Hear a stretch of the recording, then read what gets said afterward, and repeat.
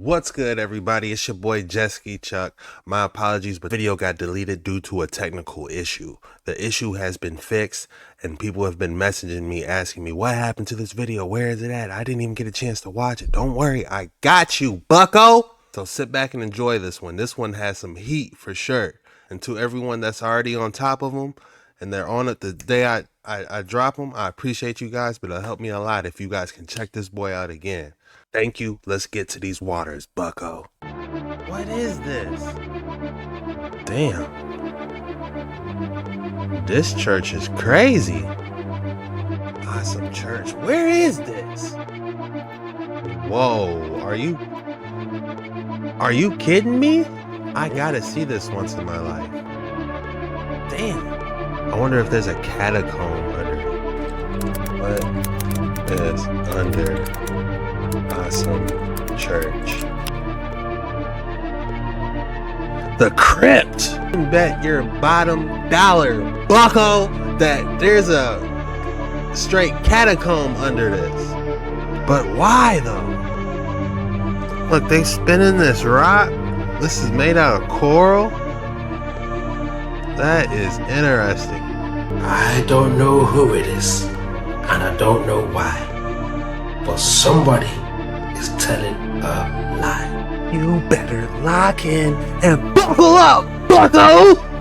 Cause you're in for another creepy and scary TikTok reaction video on YouTube. You want to be careful with these mysterious, creepy, disturbing videos because they might just change your reality. These are strictly for entertainment purposes only. Do your own research on everything and keep your head on a straight swivel. Without further ado, let's dive into tonight's video. Bucko! Our true connection to this realm is one thing they want us to stay blinded to, and just how big of a connection we share. It's not just seeing faces in the mountains. It is all around us. The mud fossil petrified remains of our much larger past. And for those that disagree, that's fine. We've all had the same government-funded education system telling us what these are. I'm not here to force you to change your mind. I'm here to paint things, merely in a different light than what we've all been told, to share my beliefs of what I view. As evidence of our hidden past, of evidence of a much larger past, and with hopes that my sharing and displaying things in a different light will entice you to do your own research, because then, and only then, will you be led to the truth? Self-education, free thinking, doing your own research outside of an academic structure is one thing this modern world pushes aside from us. This world is structured for us to be much more interested in keeping up with the Kardashians than keeping up with our own self-education and our own pursuit of knowledge outside of a tech book. That's why I say, I don't have all the answers, I don't proclaim to. It's not the purpose of this channel. The purpose of this channel, friends, is for you to question everything, and always,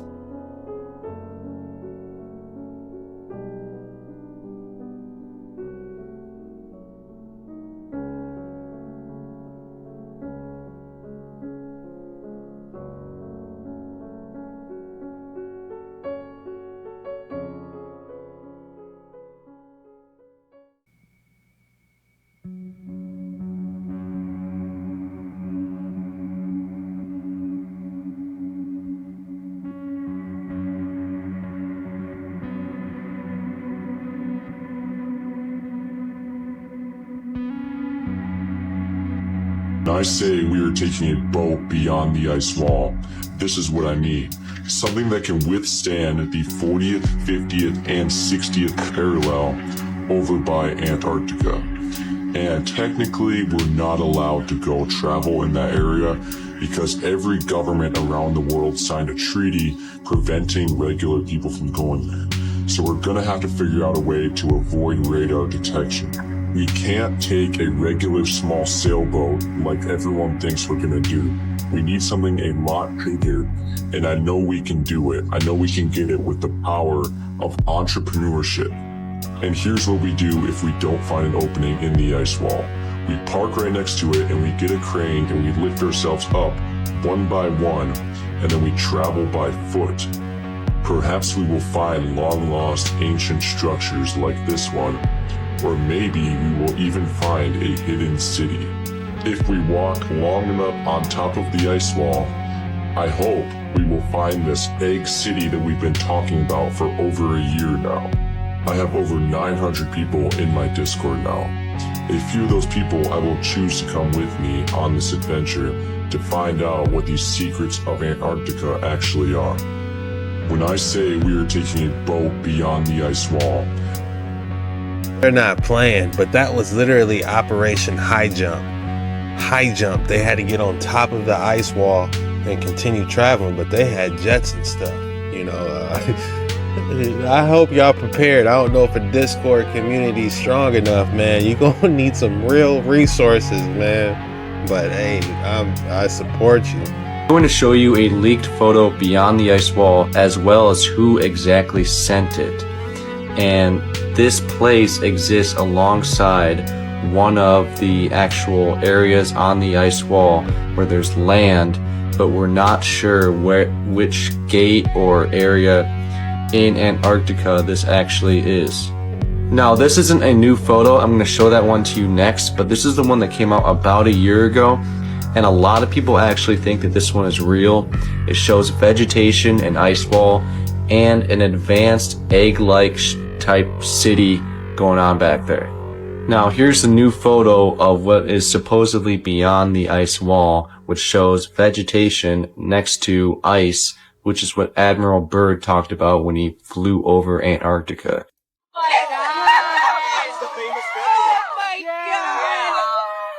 Oh my god.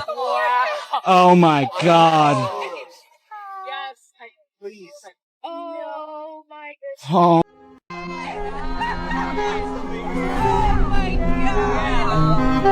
Oh my god. Oh my god. Oh.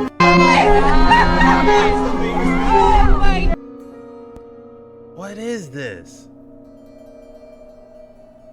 I can't put my finger on it, man. I'm trying to see a wheel with inside a wheel. That can't be it. I have no idea. It's fascinating, but I don't know what it is. I can't stop watching it. I'm trying to figure it out. Is that the moon behind it and the sun? Looks like you got two bright celestials on each side. I don't know. What is it? If you haven't seen what's on these pillars outside of the St. John's Cathedral of New York City, you're going to want to see this one. These pillars are called the Portal of Paradise, located on the west side of the cathedral. And what you're going to see on these pillars is a Statue of Liberty, the Brooklyn Bridge, collapsing and sinking. Let's take a look. Here's one of the pillars with the Twin Towers, the waves at the top of the New York City skyline, and the city itself is sinking. And these pillars have different carvings all around the outside of the cathedral, even the four horsemen of the apocalypse. Oh, but here's what's interesting is that these carvings were made from 1988 to 1997. And the worst fell in what year? 2001. And here's the Brooklyn Bridge with cars falling through, probably due to a massive tidal wave that's going to come over the city. They've been putting this stuff in plain sight, like right in front of us. But my question is, how did they know? I mean, is it possible that demonic forces are influencing the governments of our world to see and understand certain things before they happen? I mean, is it possible that just as God has a book of prophecy, the Bible, that so do evil people have the access to see things into the future through demonic forces? But look, this is just all for entertainment purposes. If you haven't seen what's on these pillars, I don't know. Do we even have the technology to even make these pillars like how they made them back in the day? Like, is there any way we know that this is old world statues? How do we know this wasn't created in like 2010? The Windy City, Chicago, and most of America is a lot older than you've been told. Before us inheritors founded this new world after the last reset, it went by a different name. See in all these old maps, Shilaga. Going as far back as the 15th century, you'll see where Chicago used to be, Shilaga. Like I said, America is a lot older than you've been told. It's mapped from 1492, not just predominantly showing Shilaga, but also many other cities. Castles and towns represented all up and down the new lands, long before America was a thing. Now, what was really the purpose behind all these great, all in the 1800s around the same time? Great spare trees here, but yet completely demolish stone and brick structures. It was all about the destruction of the old world, the destruction of Shilaga.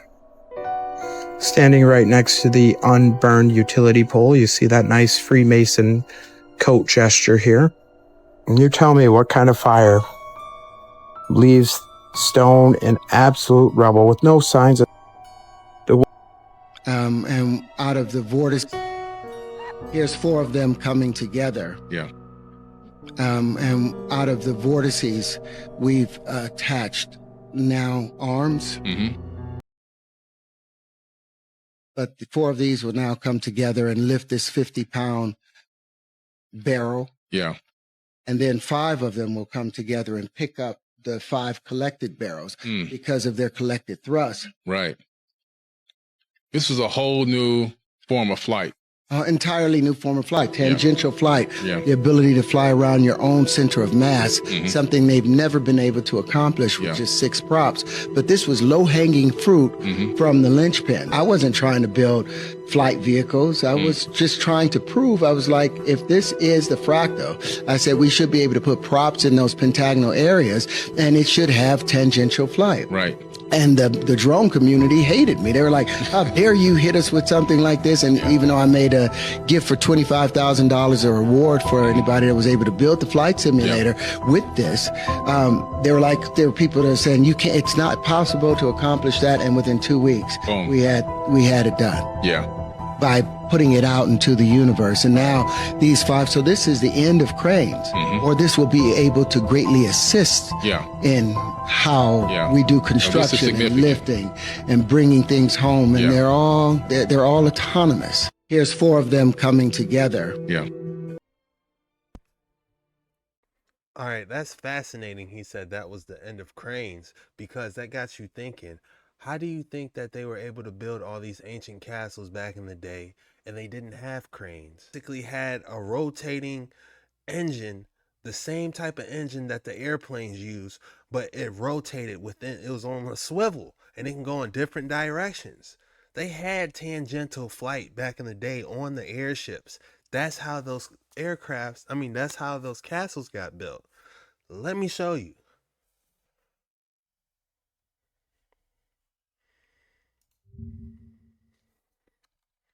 Let me show you something. Let me show you something!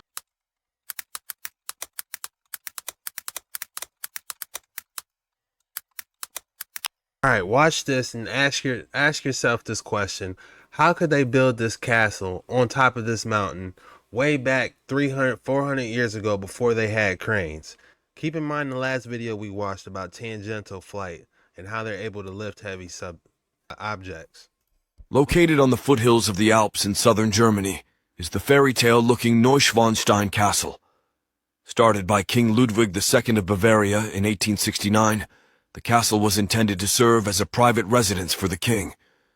However, construction took many years, and in the end, King Ludwig lived in the unfinished palace for a total of only 172 days, never getting to see it in its finished state. Total construction costs over the king's lifetime amounted to over 6 million German gold marks, equivalent to roughly $50 million today. During World War II, the palace survived destruction due to its secluded and strategically unimportant location. In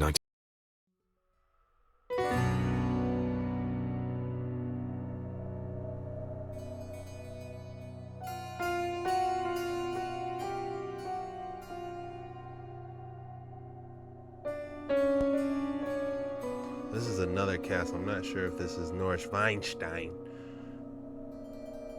I'm surprised I can say that. Normally I can't pronounce these words. Neuschwanstein.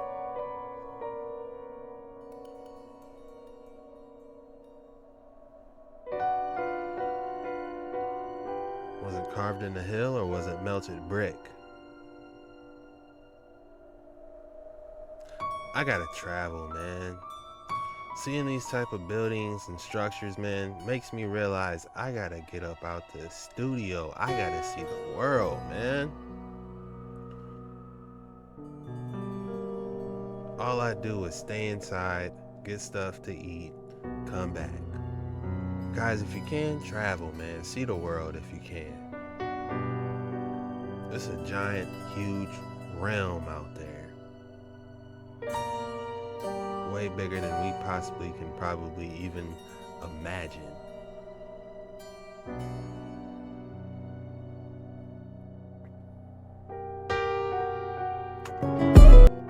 Yeah, nobody's talking, it's just music on this.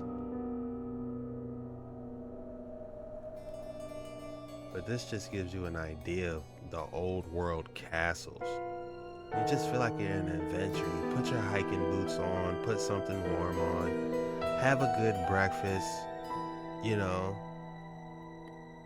drink something warm, a good tea, and just, this is my idea of fun. It's not going out to the clubs, it's not, you know, this is my idea of a great time.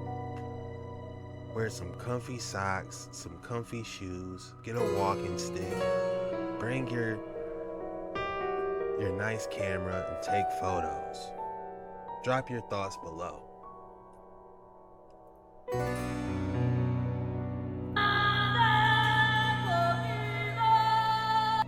This is Norse Weinstein in the snow.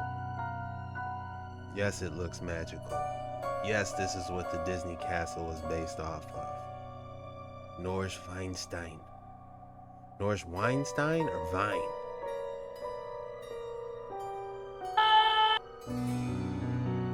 Damn. This church is crazy. Where is this at?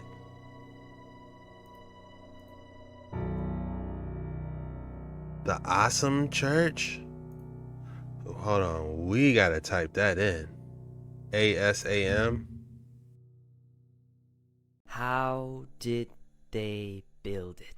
Neuschwanstein Castle, Germany. Built on top of two earlier castle ruins. I like that name. Norse Weinstein. This beauty was apparently constructed in 1869 and took only 17 years until it was opened in 1886. Its original plans look straight up out of a Disney film, but even its current state was the actual inspiration for Walt Disney's famous castle. It was concepted by a stage designer. It is integrated into the mountain and is made of 465 tons Salzburg marble, which they not just brought all the way there from over 200 kilometers, but also lifted it up the 900-meter high mountain. So we got the Zengzwangs marble that they got to travel over 200 miles to get, and you got 400 tons of Zengzwangstein marble, and then you got to carry it how far up? 900 meters up a mountain of the Zengzwangstein marble? There ain't no way. How did they get that Zengzwangstein marble that far? Like the other 400,000 bricks and 1,550 tons of sandstone that was used in order to construct this castle. There are construction photos, but only of the very late stages. There is a painting by Adolf Hitler of the castle, however, and life sure would be different if he would have just stuck to art. It also features various elements of deep mysticism. So I guess the question is, how did they build it? Neuschwanstein Castle, Germany. Built on top of two earlier castle ruins. One thing they did say about Norse Weinstein Castle that was extremely interesting. It was these bricks, 400 red bricks.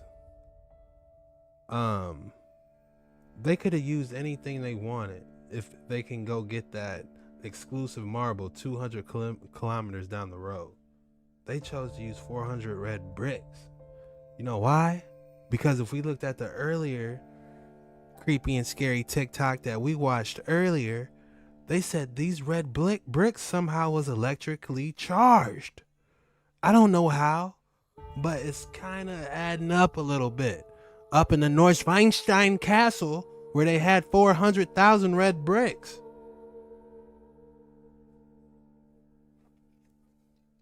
Come on, y'all. How did they build it? How did they build all these extravagant buildings? I want to know.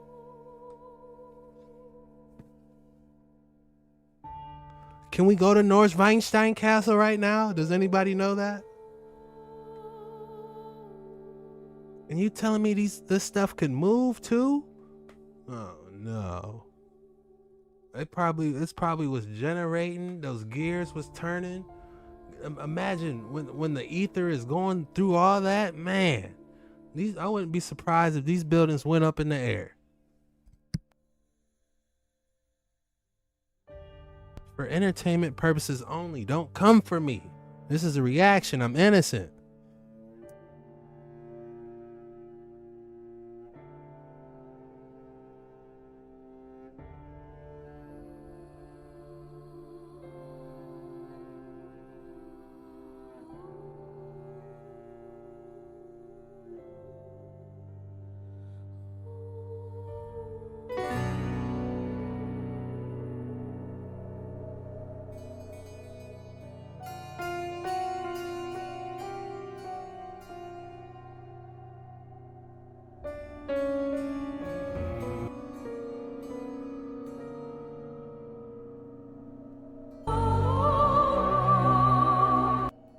Whoa,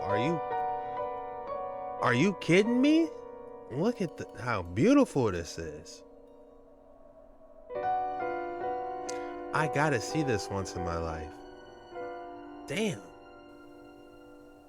Fallen angels had to make this, man. There's no way humans could craft this. Me just looking at this, this is fallen angels made these temples. It wasn't made with human hands, if you ask me. The marble, all that, there's no way.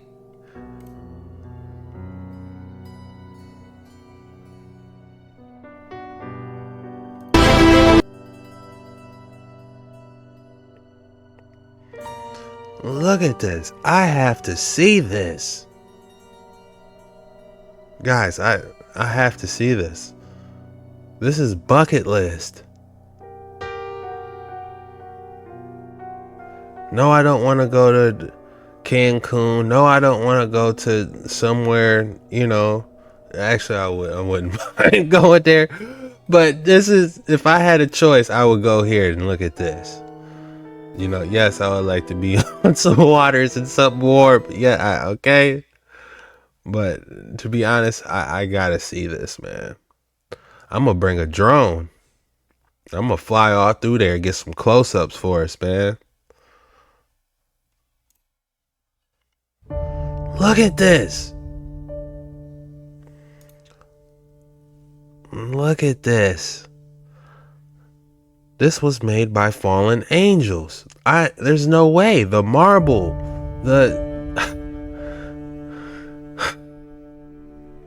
think about, put yourself in a fallen angel's shoes if this is possible. And you had to reside somewhere. You're not going to just stay in some, you know, condo, 2-bedroom apartment condo. You're not just going to grab some wood and just start building. You're going to want to stay in something like this. If they even sleep. They probably didn't even sleep. That's why there's no bathrooms in here. They probably just, you know, glided across this for however long until something happened. I don't know. Till they got sent down to Tartaria. Y'all tell me. But you got to think, none of these have bathrooms.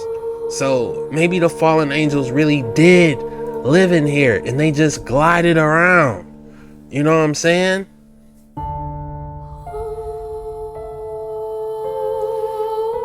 Each place like this.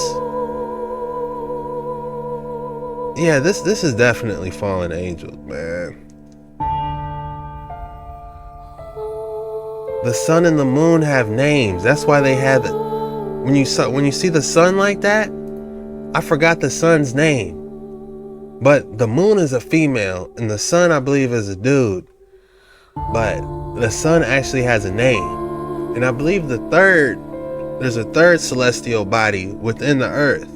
The black sun we don't know too much about. But we do know it shows up during the eclipses. Drop your thoughts below.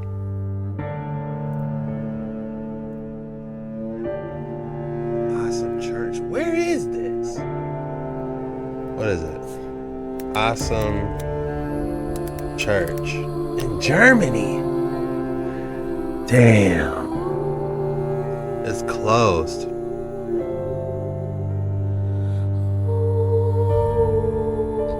We gotta go here, guys. When does it open? Are you the business owner? Shoot. See what people say. I stumbled upon this church and was pleasantly surprised. From the outside, it looks unamusing, but once inside, it truly sets us apart away from other churches visited. The architecture is both beautiful and unique, and is refreshing to find, especially it being my last day in the city. Wait time, there's no wait. This is what it looks like on the outside.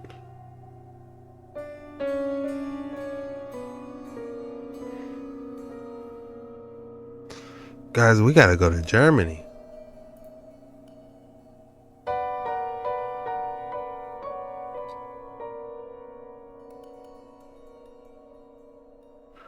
And I bet you all the people that go there have no idea what's really going on. I wonder if there's a catacomb under it.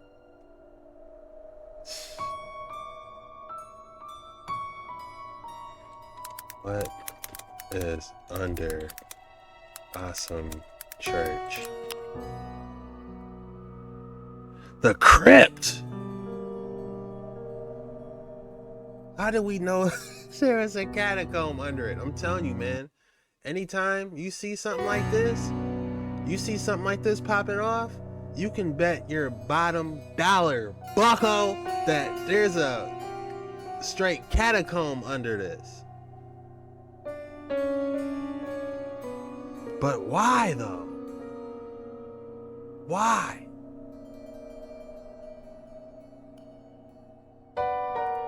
Went to the forbidden side of the Paris catacombs, where the tourists don't go. The bones cover the floors deep underground. Someone made a tower out of the millions of corpses. It's rare to find skulls. People like to collect them.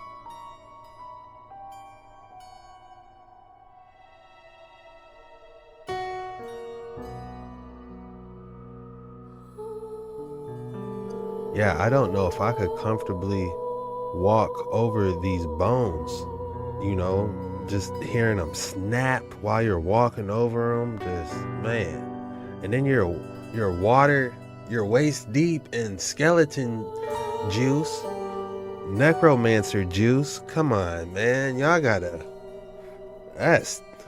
you ain't gonna be able to wash that off. Necromancer juice. Path, you are underground in the catacombs of Paris.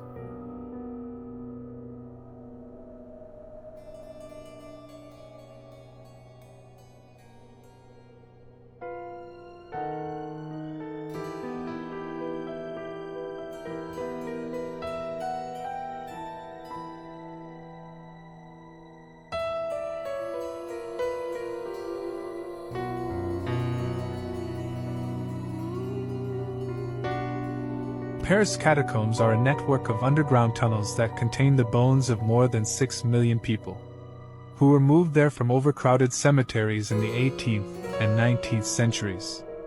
The catacombs are open to the public and offer a unique historical and cultural experience. They are located under the place d'Enfort-Trochereau in the 14th arrondissement of Paris. The catacombs are also known as the Empire of the Dead because of the inscription on the entrance gate. For images and detailed information, you can check the Urbex abandoned Instagram page. Am I tripping, or does that look like a pyramid?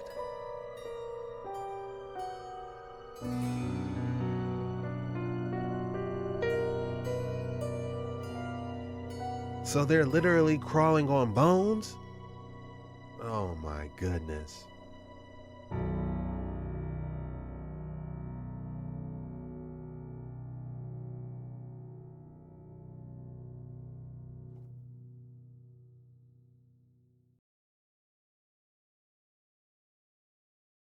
And always keep your head on a swivel.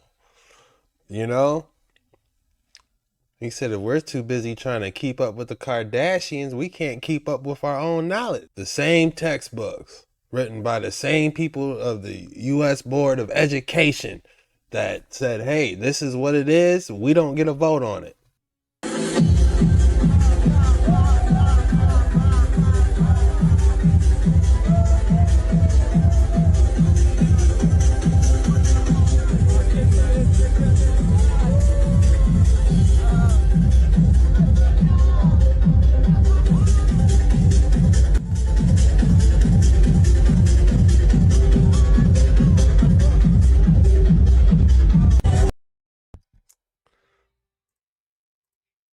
It goes down in the catacombs. Unbelievable. Exploring underground in Paris.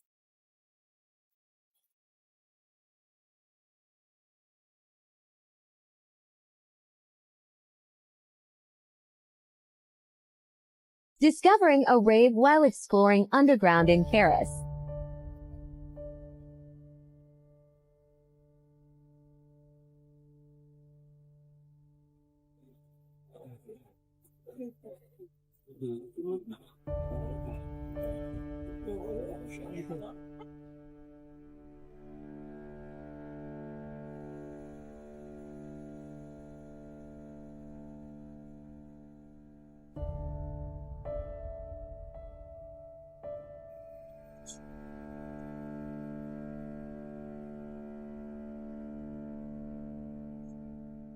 Discovering a rave while exploring underground in... How cool would that be, though? I'll be a little scared, though. If I'm down there exploring and I don't expect to see anybody and I run into a rave going on, that could be the vampires off Blade or something going on down there. Maybe this is where they got that idea. Now that I'm thinking about it, you guys remember the movie Blade? Where the vampires were getting it in underground? Tell me this didn't look like that.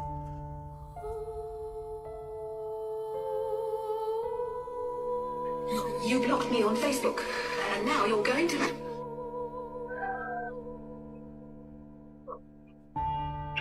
Pushing in the direction of less and less freedom.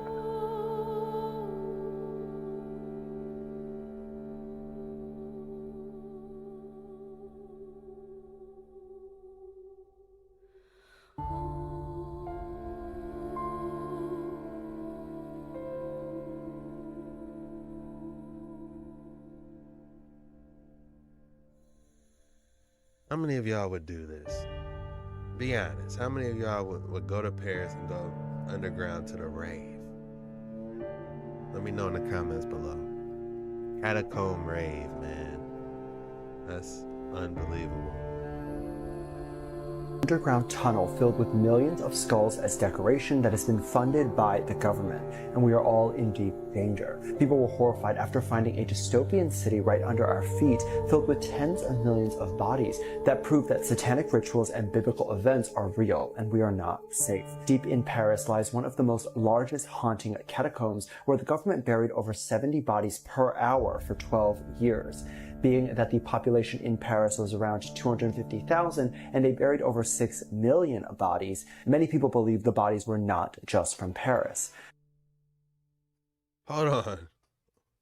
That's not adding up. It's almost like they were dumping them there from the reset. That definitely doesn't add up.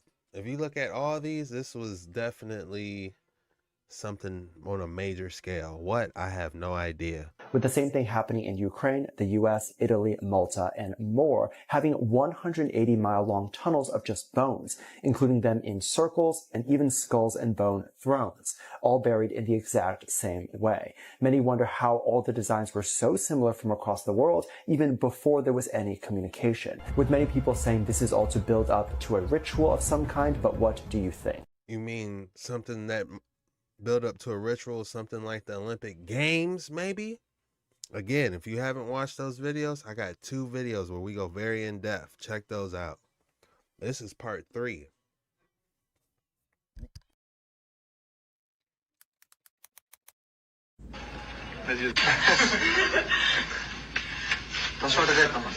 Hey, PSA, don't fucking do that.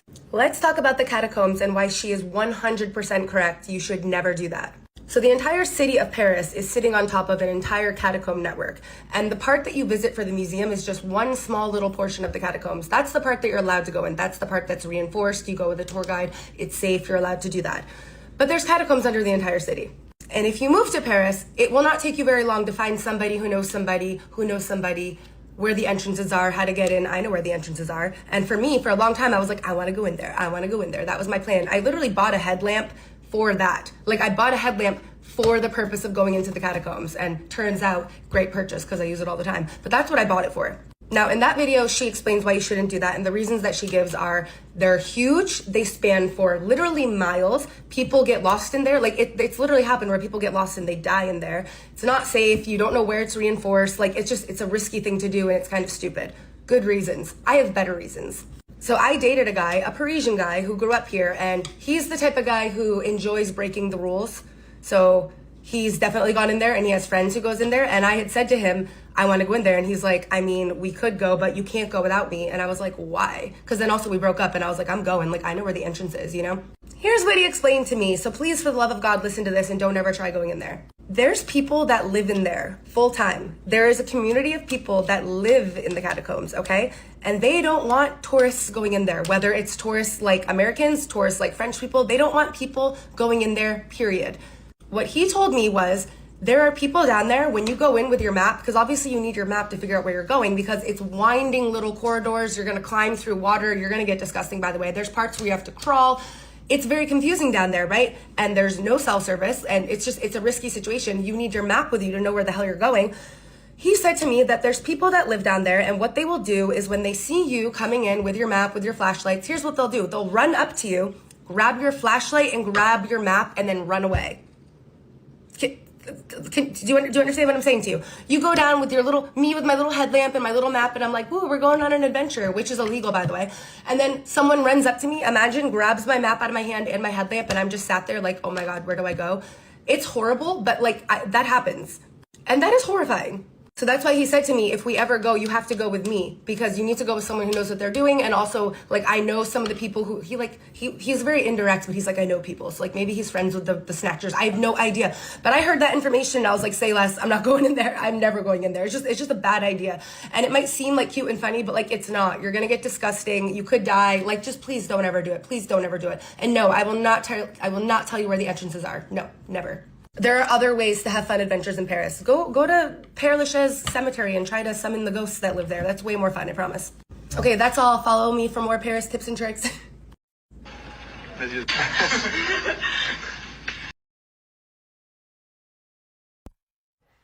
Yikes.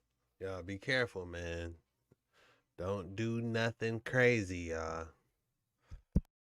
Use some of the original footage, so please be advised. In the early 2000s, a video was discovered inside one of the scariest places on Earth. It's called the Catacombs, and it's one of the world's largest mass graves. To get to it, you need to wriggle through these claustrophobia-inducing tunnels hundreds of feet below the city of Paris. The video is found miles and miles into one of the least explored sections of the catacombs. The video is largely uneventful until he starts following these arrows that he sees on the wall and that he sees on the ground. And these arrows bring him to these rooms that are completely full of human bones, which catacombs experts have no idea where they are. Like, they don't know where this is. Then out of nowhere, something spooks him and he starts sprinting deeper and deeper into the catacombs until he drops his camera. And then all you hear is his panic breathing and footsteps as he disappears. While nobody knows what actually happened to this guy, everybody seems to agree that the footage is authentic. Let me type it in.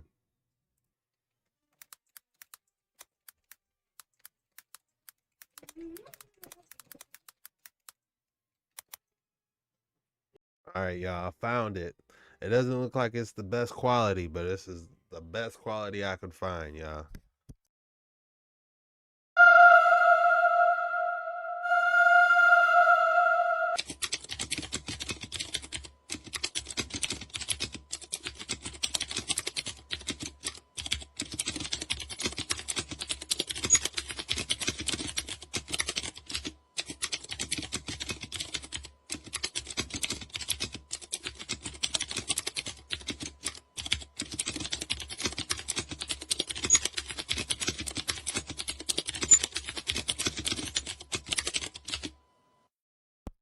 Alright, it says the Catacombs, a popular tourist attraction in France, contains dozens of tunnels filled with human bones in which anyone can easily get lost if they're not careful. The footage in this video allegedly is from a camera that a man dropped in the catacombs in the 1990s. It was later supposedly discovered by a group of people exploring the tombs. It is really creepy to contemplate why exactly this guy was running in panic. It's very bizarre. These arrows point in a direction. Occasionally also, he stops to photograph roomfuls of bones, which means that he's very, very deep inside the catacombs. So basically, he's filming what he's seeing very deep inside the catacombs, other than the point of view shots or pictures of human bones. The catacombs for centuries. So it is possible with these paintings that we may be able to retrace his itinerary to some extent.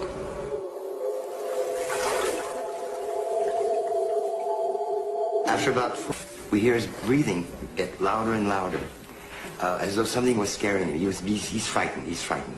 Occasionally he stops, perhaps to try to decide which way to run among all the many different corridors.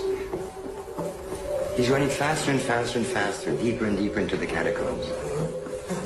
And all of a sudden, we hear his breathing get louder and louder, as though something was scaring him. He's frightened, he's frightened. Occasionally he stops, perhaps to try to decide which way to run among all the many different corridors. He's running faster and faster and faster, deeper and deeper into the catacombs. And all of a sudden,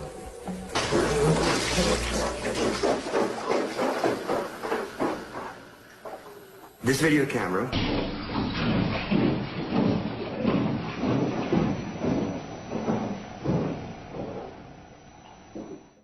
You guys think, was that tape real or was it a hoax?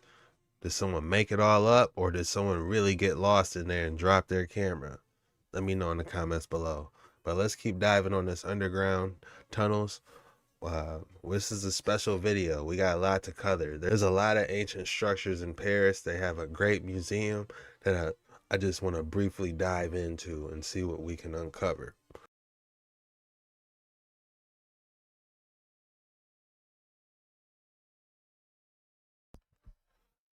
She is ready to explore the catacombs. She's got her Indiana Jones shirt and hat on. I ain't mad at her. Go ahead and go Dark Waters 9 on them. Our last location lurks deep below the city of Paris and is one of the most unbelievable places I've ever experienced, and one that I recommend having a strong stomach for.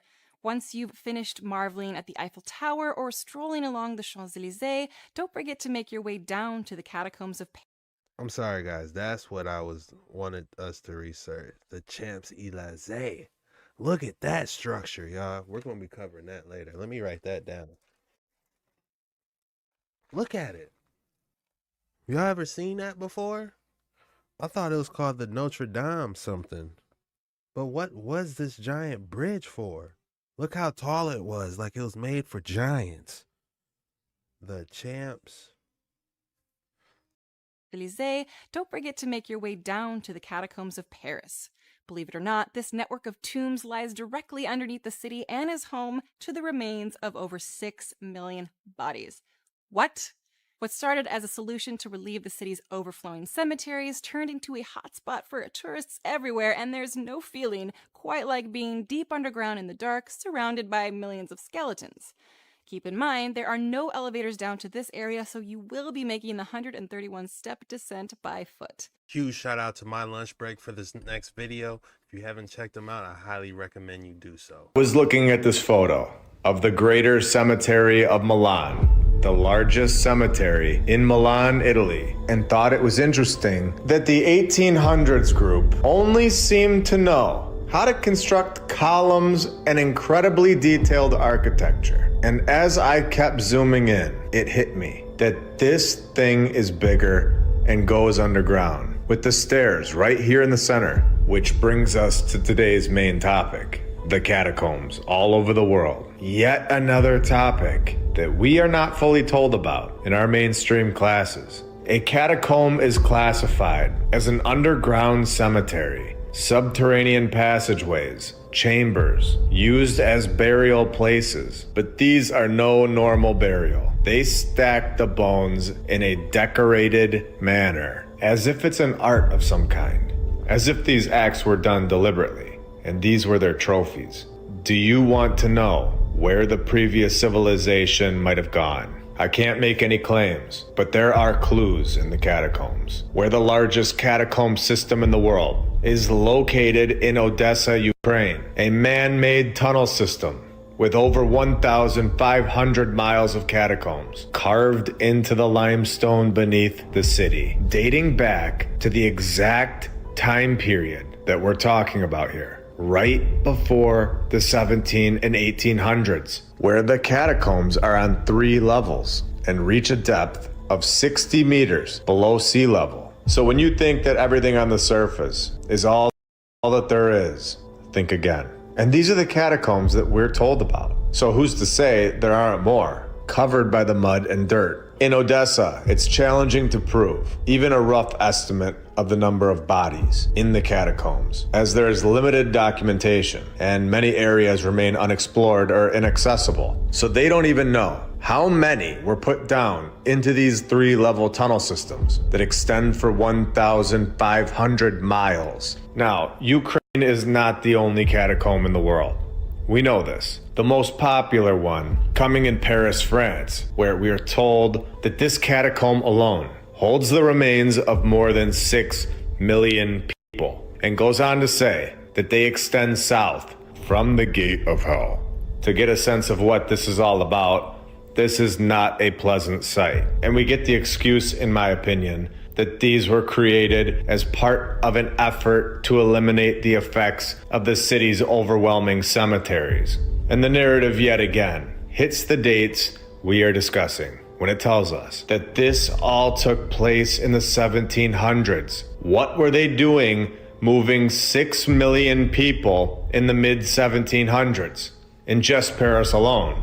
And the most insane part about this is they show it off as an attraction. Buy your tickets here and see what they've done, extending to the gate of hell, in their words. This is all information that has been sitting here for a very long time, and all information that we, for some reason, never really looked at collectively. But now is the time for all of us to get a clearer understanding of what really took place in the past. Catacombs all over the world on their website explaining that these go down 131 steps under Paris, France. Tunnels that cover nearly 2,000 acres right below the city that we all walk on, where we can explore about 1 mile of this place when it has 200 miles of bone-lined walls. And yet again, 2 for 2 today, though only a small part is explored and open to the public. So we are getting an understanding that this 6 million total people is probably much more. And again, we have all asked, where did this advanced civilization go? I am simply researching. What is this structure? Man, this is more impressive than Notre Dame, in my opinion. What is this? This is ether conducting for sure. And sharing what I find. But we can all speculate that it's possible that they are all right below us. A major reason, in my opinion, that these cities hold a very powerful energy, one that draws a mass amount of people to them. Once something major happens in a location, I think we can forever sense it, whether it's good or bad. The catacombs, a topic I didn't want to cover too early into this research. I felt like we are at the point now, after 71 episodes, that we are ready for it. And we're all ready to understand even more about this topic. And we all understand with a photo like this, that all of these remains needed to be separated. This is not a normal way to bury somebody. This looks like an award of some kind, like a trophy. Like whoever did this accomplished something and are creating some kind of trophy for themselves. These are all intertwined with each other. And again, How many more of these are below our cities that we don't know about and aren't told about or being restricted from us? St. Stephen's Cathedral, located in Vienna, Austria, where we of course and also houses the remains of around 11,000 people in its catacombs. And we are just getting started today. Welcome to episode 72 of my lunch break. I hope you're all having a great day. And if you're new, welcome.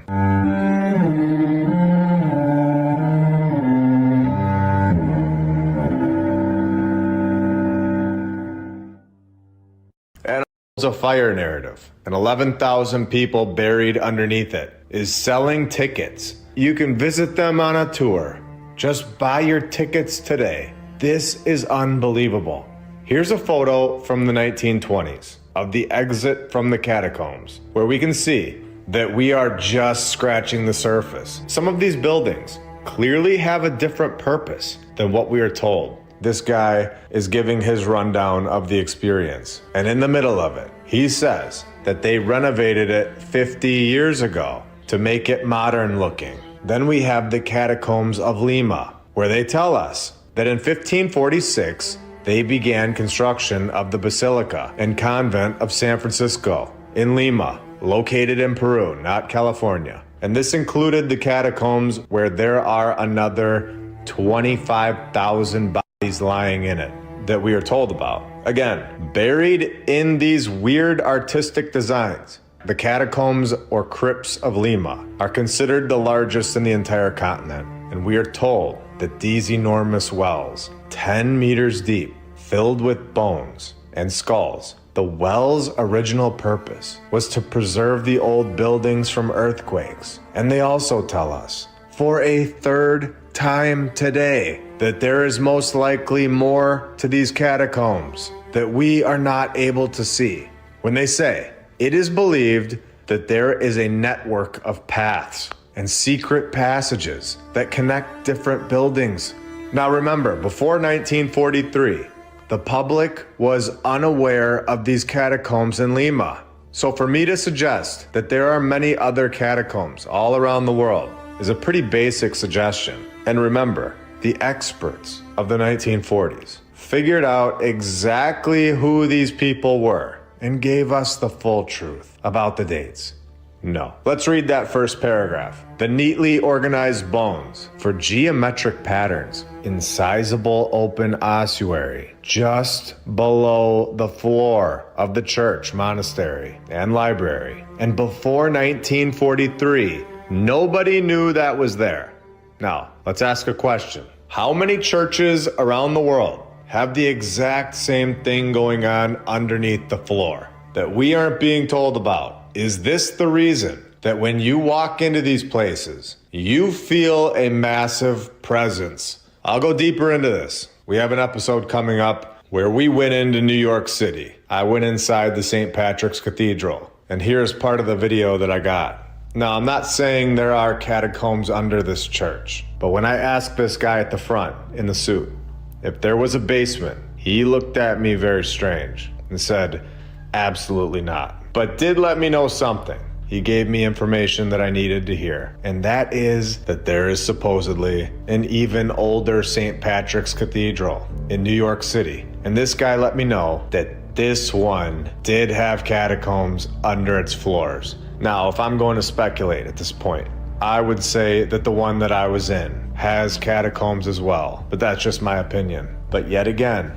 sold as an attraction where you get tickets to go and see these bones. And we all know how construction works. There are steps that you have to take in order to build a building. You build the foundation first. This means that the catacombs were constructed before these churches. And then the church is strategically placed on top. Why would a church build on top of these geometrically placed bones of, in my opinion, the previous civilization? And then they profit off of it, selling tickets all over the world, showing it off as an attraction to us. In my opinion, the new population. And who is buying these tickets? And then we have the Brno ossuary, an underground ossuary that were rediscovered in 2001. So this has just been hanging out below the ground for all this time, and we just rediscovered it. I keep saying it, but now knowing this, can you even imagine what is really below our feet? And who did this?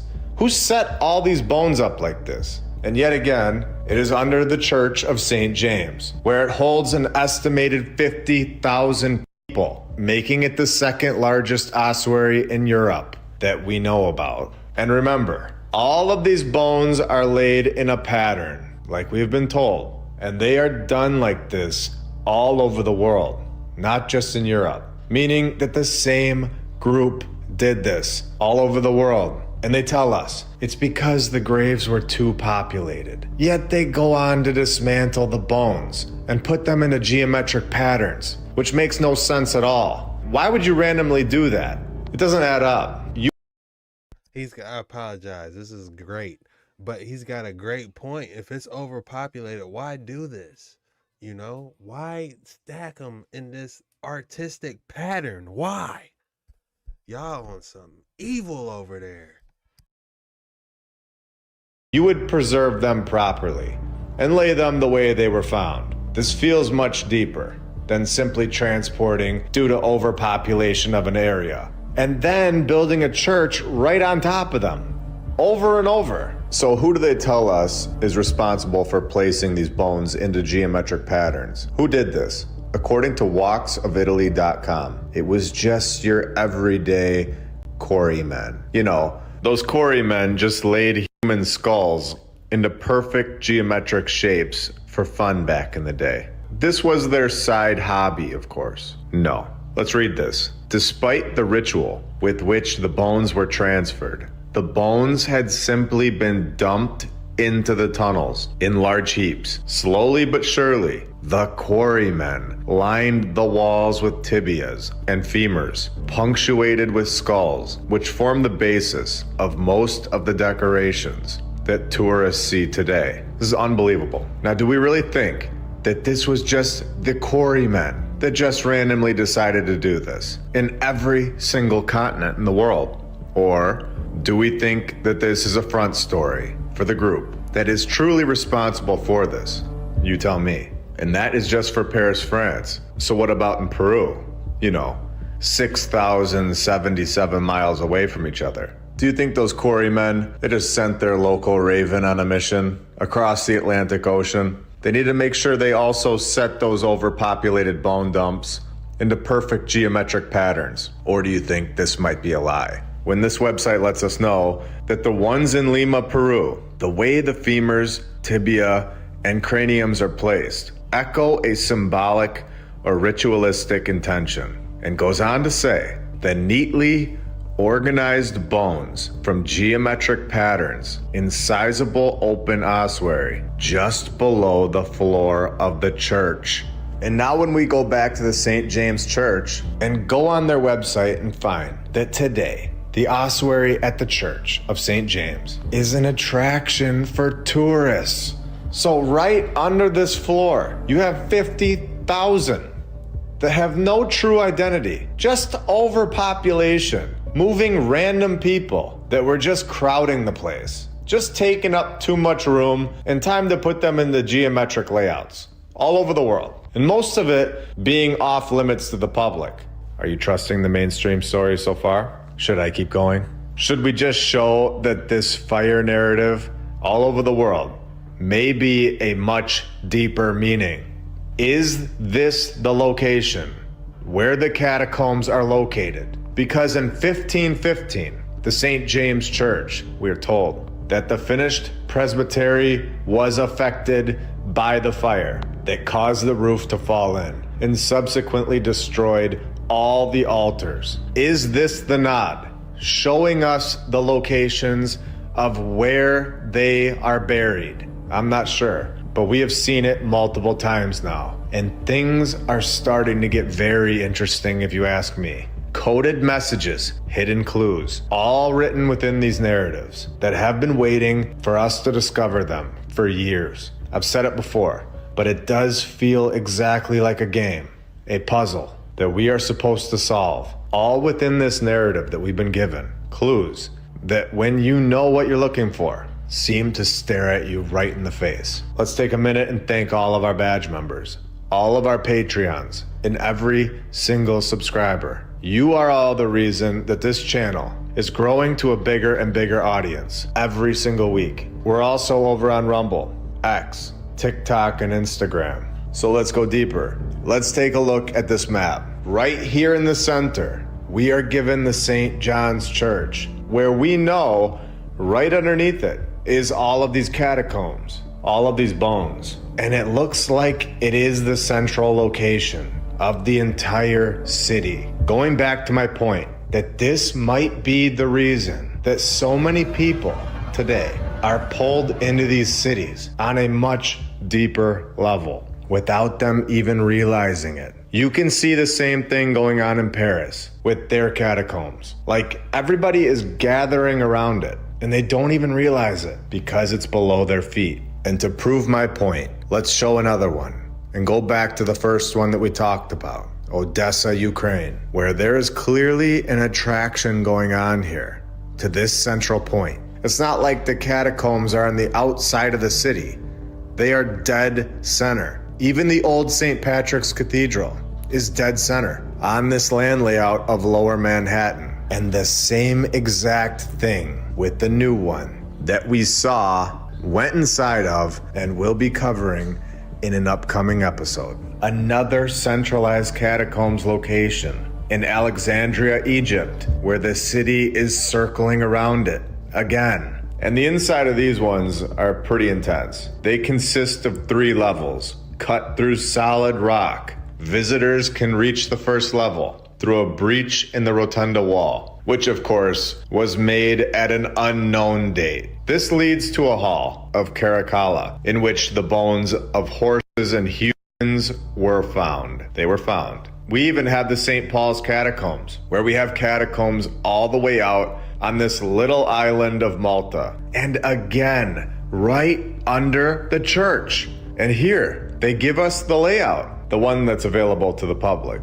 And you can see that this is intricate. This is not done by your average cowboy or your random quarry man. They were very advanced and precise with what they were doing all over the world. So what we see on the ground is clearly not all to this place that we live. There is much more below our feet, where I have some incredible things planned for this channel. The more that it grows. The more that it grows, the easier it will get for us to do things. One thing's for sure, and that is that we have a lot more to discover in places that have been here all along. And now that we know that they are there, we can go even further into this research. And do we all understand how this is all connected now? When we can go back to episode 68, when we saw the Tron Kirk.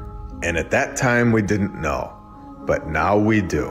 Located in Edinburgh, Scotland. Do we all remember what we read? Do you see now how the more information that we have, the more we understand when we read that the church floor was removed in 1974 to allow excavation of the entire floor level, where we now understand what is underneath these floors of so many of these churches all over the world. We now understand most likely what they found in 1974. We are unlocking it all, and we're just getting started.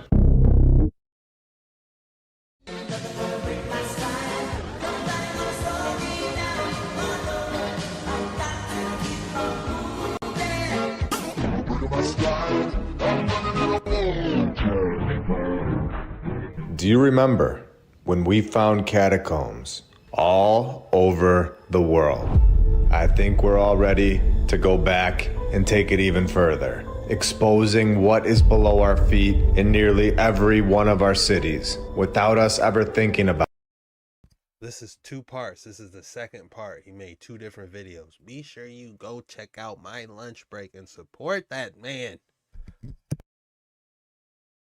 It. Are we all attracted to these cities, these locations, for a reason? A reason that you weren't aware of.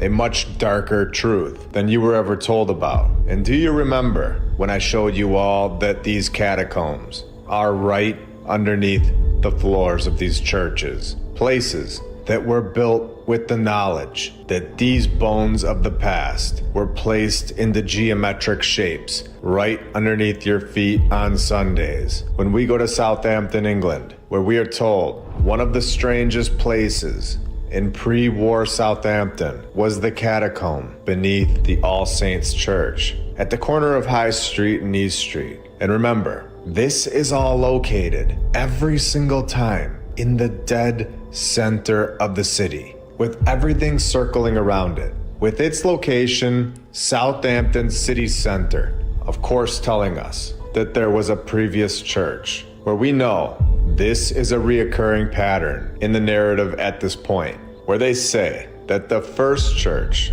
was described as very ancient, and they supposedly demolished it, where after everything that we know here, I believe that there was only one church on this site, and it was the one that we are looking into, the supposed second church, where this story gets interesting. The foundation stone was laid by the Grand Master of the Freemasons, a church that they knew catacombs were underneath it, because they tell us down here that the building was completed in just 4 years, from 1791 to 1795, despite hardly having any funding. Completed in 1795 in 4 years, where the catacombs of the original church remained intact and were, of course, incorporated into the new building, showing that we are correct yet again, that these catacombs were there first and then the church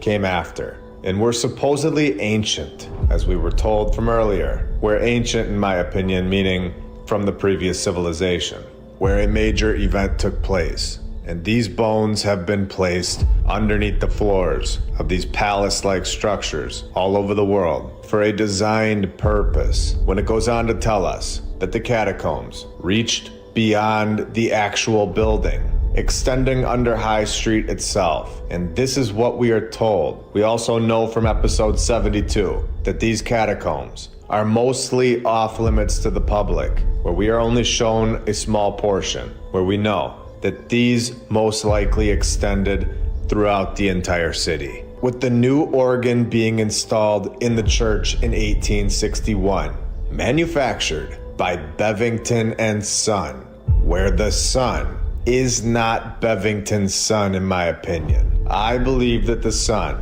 is the mason, guiding the way to use the organ to connect with the people above and below the floorboards. When we have shown, according to ScienceDirect.com, piezoelectric effect is the ability of certain materials, including bone, to generate an electrical charge in response to mechanical loading, where we are finding out, in my opinion, how these so-called churches are being used and how they are operating as a machine. The heart of any bone-conducted system is the vibrator, which convert amplified sound. The mechanical vibration, the organ, connecting with these bones, as well as the people that are alive and above the catacombs. So I will ask again, are you 100% sure that you fully understand why you are inside one of these old world buildings on Sunday? Do you know who created these buildings and for which purpose? And I am not saying that all of them are like this,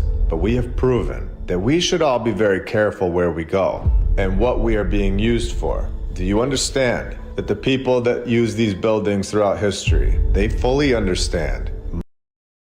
Just real quick, I want to mention on Harvard, my Harvard episode, if any of you guys seen the church at Harvard, they have an organ very similar to this. So that makes me wonder about that church in Harvard. There possibly could be a catacomb under that. Much more to this world than we are told, where it seems that they fully understand how to connect vibrations with bones or music from an organ.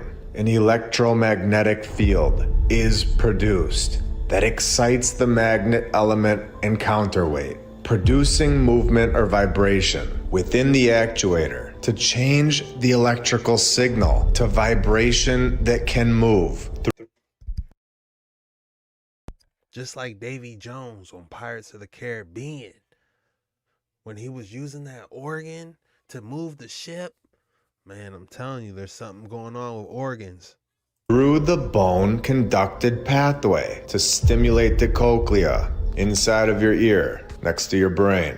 Do you understand what's going on now? Where this subject is much deeper than the world understood before, where the previous civilization was taking advantage of knowledge, an incredible understanding of human anatomy, possibly being able to manipulate people, and being able to connect it through vibration within a contained environment, where the bones extend out into the city, in my opinion, creating a vibration that reaches everyone in the radius, whether you attended on Sunday or not, where I bet you probably didn't think to research where the nearest catacomb was before purchasing your home, where in 1914, the graveyard was basically decommissioned, a removal of religious blessing, which is not fooling anybody. It's still there today. Removing the headstones, where it became a children's playground in the 1930s. When the church was bombed in 1940, and they tell us that 403 people were transferred out of the catacombs and moved to Hollybrook Cemetery, but others had disintegrated, where we can all take an educated guess at this point that there was more than 403 people in the catacombs, and they are most likely still in there, where the church was then demolished, where sources, of course, do not indicate exactly when. And now, today, they have shops on top of them, where they, of course, have the right in there, where I threw it out there a few episodes ago. Suggestive may be the location of where these catacombs are all located. This may be the nod, where we are finding clues and getting closer and closer to the truth. And we're just getting started. Welcome to episode 78 of my lunch break. I hope you're all having a great day. And if you're new, welcome.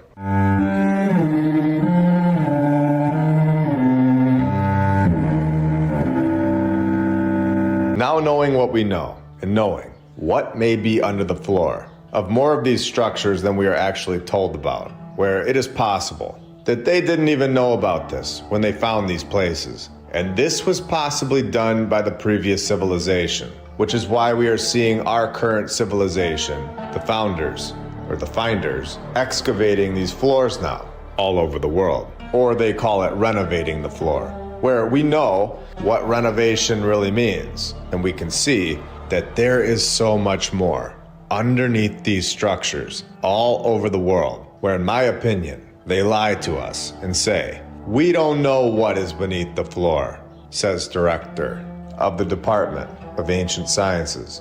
This is the guy who is responsible for the archaeological excavations of the entire floor area during the restoration of the pavement. So we don't know what we shall find.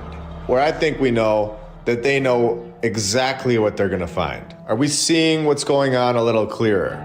Comment below and let me know what you're thinking right now. I really enjoy hearing everybody's opinions and comments. I'm thinking that every time there's a fire narrative, it's quite possible it's a catacomb under that boy. And like how he's saying, those organs playing, those bones are acting as an amplifier for the organ. As far as I'm concerned, from the vibration off them boys, man, this is diabolical. Diabolically disturbing. We need to change the titles. Diabolically disturbing TikToks that will make you rethink reality, because it's going crazy. Or even just your reactions and feelings about what we're exposing to the world. Things that 99% of people may have never known before today. And it is a great time to be a part of this community. A community that is growing faster and faster every single week. Where the pavement stones periods, ranging from the medieval period, the old world. This taking place in March of 2022. And this place is home to the Holy fire ceremony, if you can believe that. And this is the location, we are told, that Jesus' empty tomb is, and where he was buried and resurrected, and where he was crucified. This is known as the Church of the Resurrection, located right in the center of Jerusalem. Yet again, and we've shown how the Mappa Mundi in episode 70 told us that Jerusalem was the true center of our map. And the center of Jerusalem is where Jesus was supposedly buried and crucified. Possibly an extremely significant thing that they found underneath the floors, where it of course has the fire in its with renovations from the year 1555, where Donkeys Incorporated were shipping the materials by moonlight, when a fire severely damaged the structure again in 1808 due to a cow tipping over the candle. Oh, wait, no. That was supposedly in Chicago. So they don't tell us how any of these fires, where there are clearly nods, coded messages, where the more the better the treasure. Is this what we're seeing here? The remains of the kings may still be in the unmarked pits under the church's pavement. They may be, they might be. They say they are unsure, but I think they know exactly what is going on underneath that floor when they have another 1840. So after 2 years, $11 million later of careful archaeological work, the so-called experts have wrapped up, where the excavation, of course, required closing it off to the public, the site where Jesus is believed to have been buried. So they're not going to tell us exactly what they found. They are, of course, going to have to give us something, or too many people will start asking questions. So they tell us that they found some coins and fragments of wall cladding that was covered with graffiti, telling us they did other restoration work of other parts of the basilica floor, where they uncovered an old world drainage system. We know that they did not rip up the entire floor of this place. $11 million, block it off from the public, all for some coins, some graffiti, and a drainage system. I think we're all beyond that point of knowledge. We all know that they found something much more interesting and meaningful. My guess is they found tunnel systems and catacombs. Let me know what you think they really found in the comments. Let's all take a second and thank all of our badge members, all of our Patreons put to that the faithful believe that the floor covers the tomb where Jesus was put to rest after his crucifixion. So we know that a lot of these churches are home to much more under the ground. Even in Italy, they have the Catacomb Domitilla, one of the largest and most ancient underground cemeteries in Rome. One of them, where it holds an underground basilica, where you can of course buy your tickets today, profiting off of yet another catacomb. It is nice of them to have a student discount. Wow, they tell us that these were rediscovered and home to more than 26,000 tombs. These catacombs are part of a network of almost 40 catacombs that lie right underneath the city of Rome, serving as a burial place for more than 500,000 people. And now I know that we are 100% correct.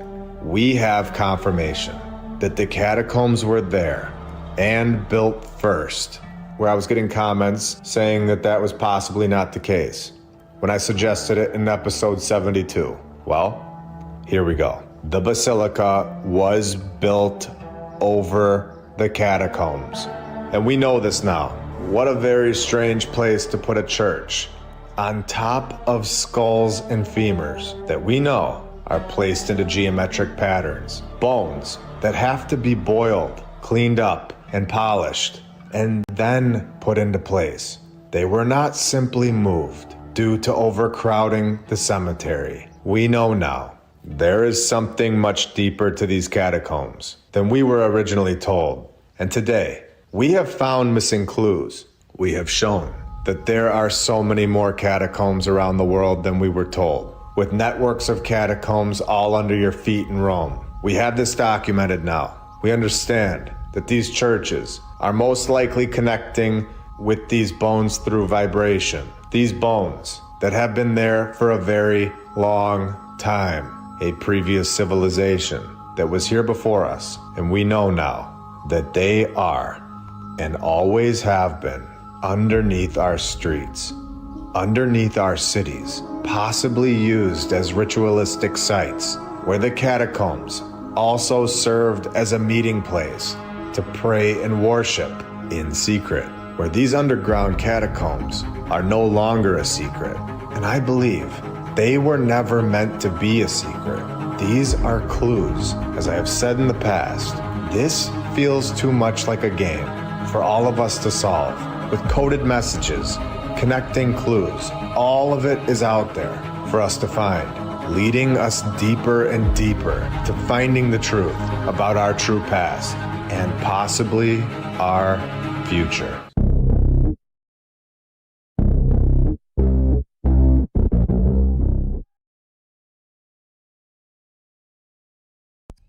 I don't know what to say about them finding the actual buried place where Jesus was, to the vibrations, to the organs.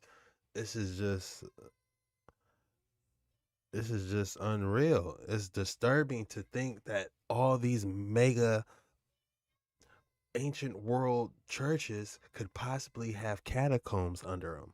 Shout out to my lunch break again. That was a banger.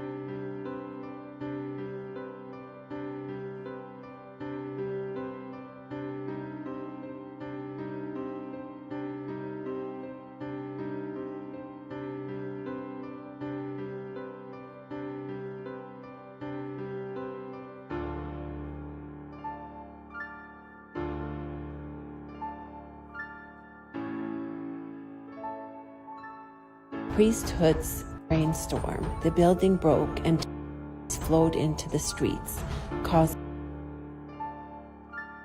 and that's when they decided to put the bodies into the catacombs. Over 6 million bodies are buried here.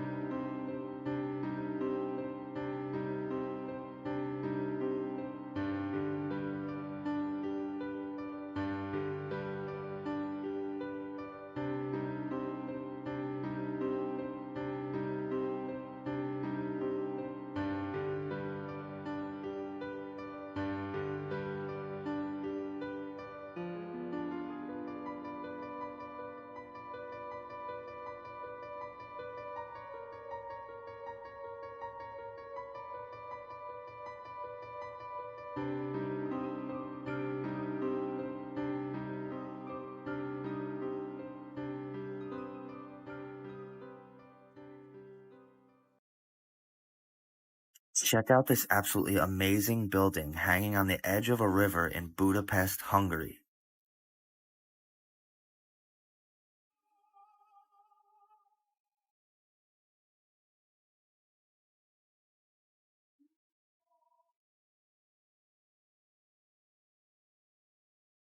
Don't miss near the end of the video for a deep analysis on Tartaria.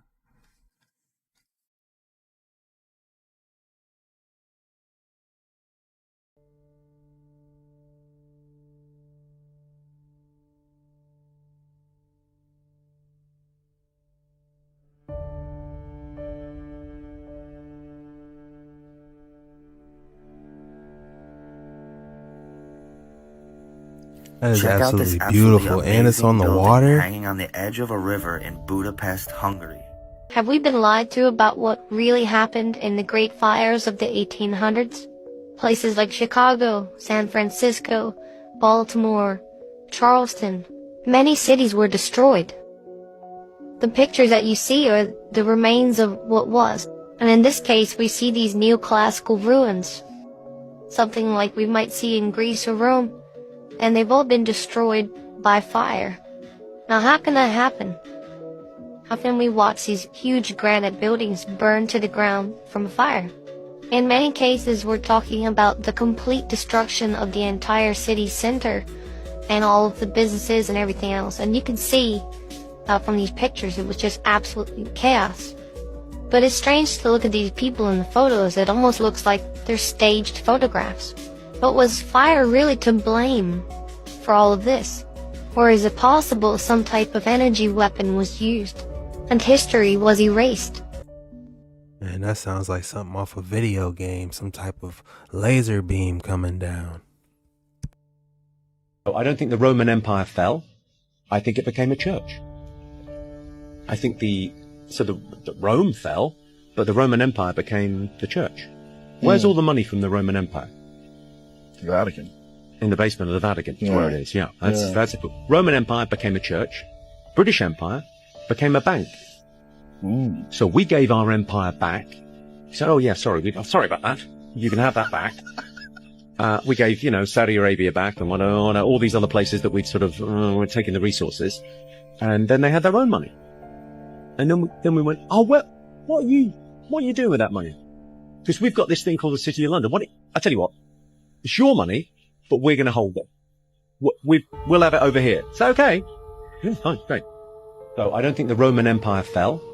George is said to have killed a dragon around 275 AD, and the description of the dragon that he killed consists of a dinosaur known as Baryonyx.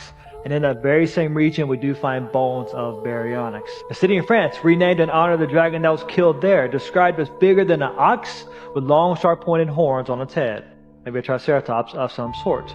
Marco Polo, the man not the game, reported in 1271 AD that the emperor in China used dragons to pull his chariots in his parades.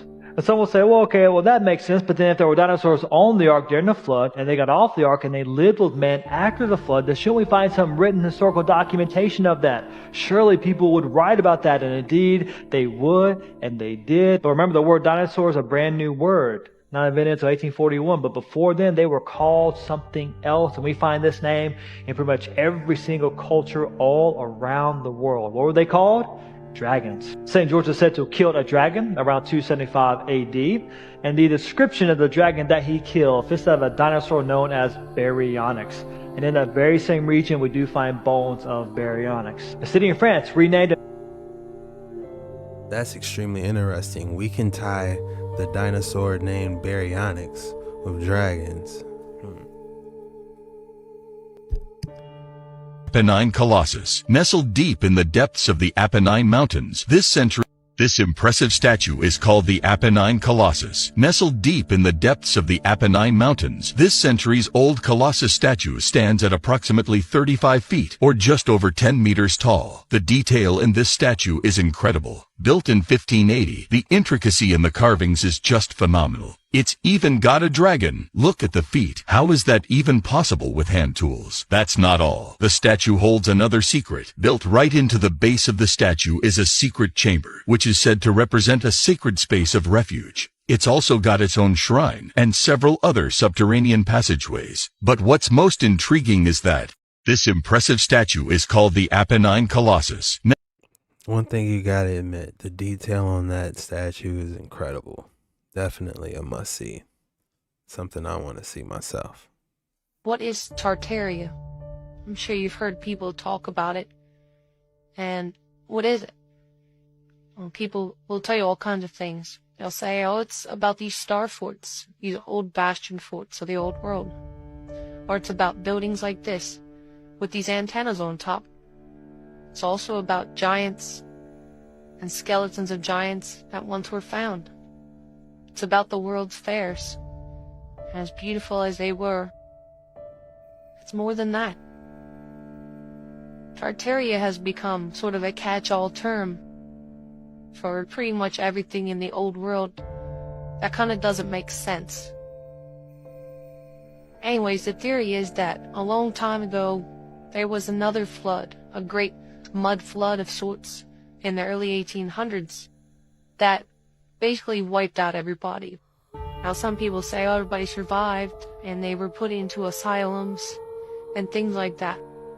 But either way, the general theory is that there was a bunch of people, the world was reset, and a new population began.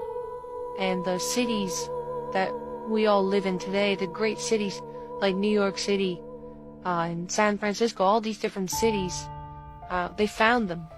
And they found them full of architecture. And that kind of spurred the so-called Industrial Revolution to where we had 1 billion people turn into 8 billion people. But we found them, and people will say that it was free masonry. It was free to us. They also say it's the land of the free. But as you go on, you'll see that it's more than just these buildings. In the 1700s, we see pictures of them using electricity. And all over the place, there's these lightning rods on the old buildings. And people will say, well, they were merely to catch the lightning. But others will say that they were used to collect the free energy in the atmosphere.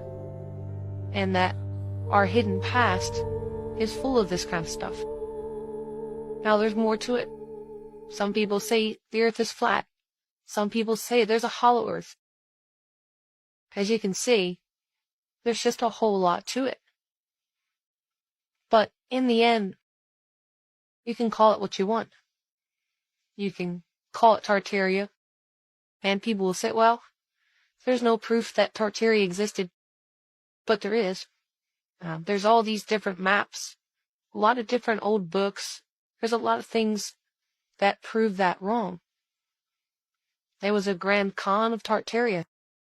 And guess what? When Columbus came to the Americas in 1492, he was looking for the Grand Khan of Tartary.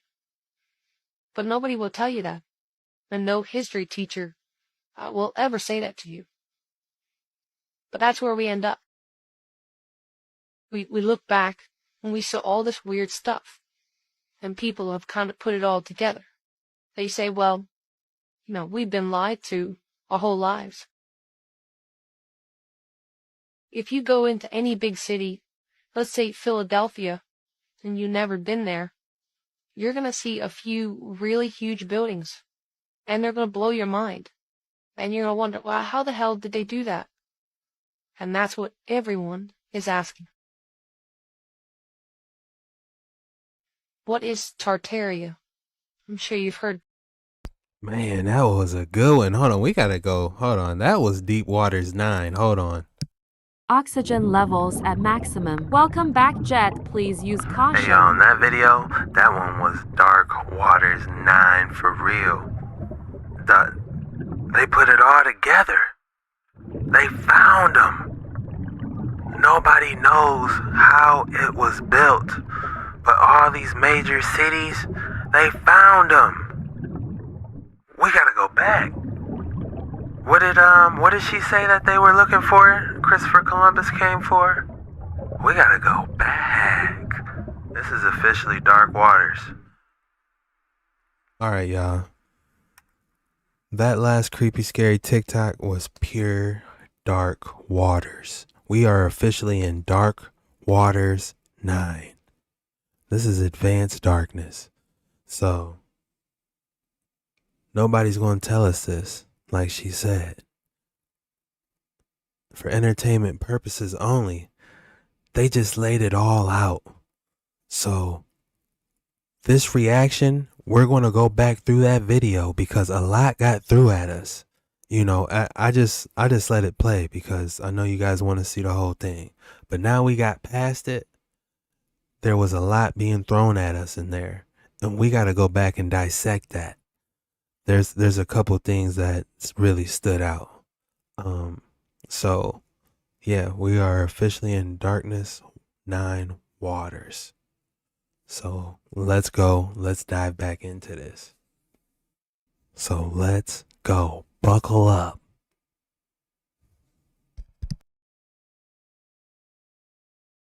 What is Tartaria? I'm sure you've heard people talk about it. And what is it? Well, people will tell you all kinds of things. They'll say, oh, it's about these star forts, these old bastion forts of the old world. Or it's about buildings like this, with these antennas on top. It's also about giants and skeletons of giants that once were found. It's about the world's fairs. Or it's about buildings like this, with these antennas on top. All right. I forgot that we're breaking it down, so I'm just stopping at key points that we can digest it properly. It's also about giants. Giant human skeletons dug up by prisoners. Paris.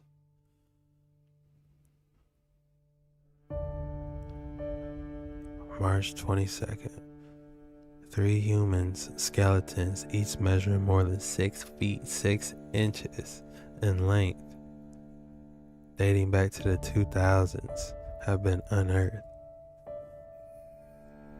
So if you're taller than 6 feet 7 inches, that make you a giant?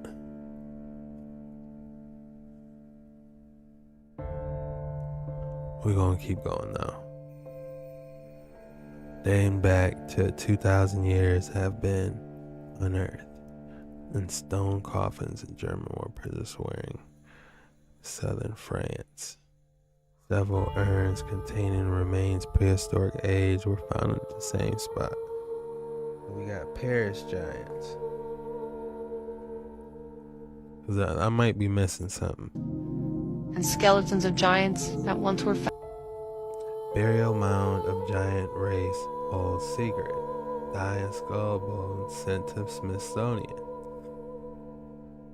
So the Smithsonian has thigh and skulls bones. It's about the world's fairs. As beautiful as they were, it's more than that. Tartaria. Hold on. They had the Statue of Liberty. I wouldn't be surprised if the Statue of Liberty was conducting. Let's be real. I would not be surprised if the Statue of Liberty was conducting. Tartaria has become sort of a catch-all term.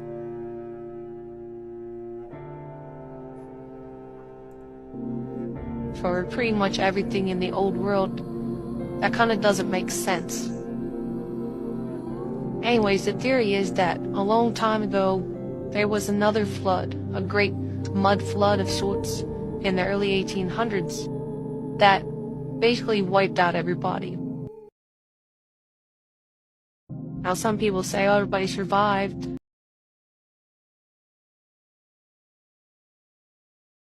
Hold on. As my boy Roger would say, hold on. Where is this? Could this be a body? A giant person for an island? Is that what's going on here? Under the water. So this is Africa right here. So they're saying this is something else.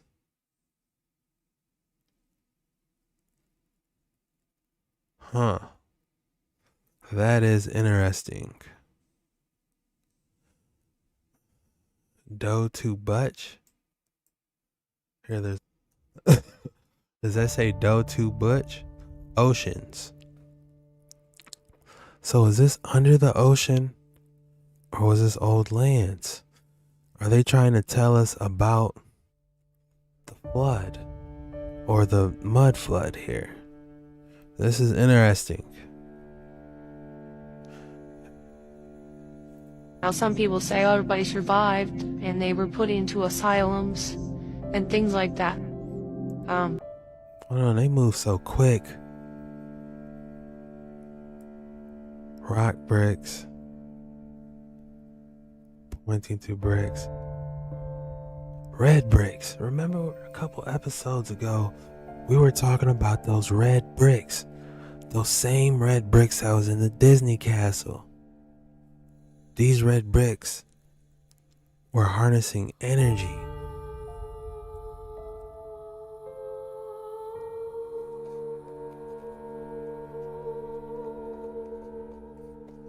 We are swimming in gems, and I can't grab them fast enough.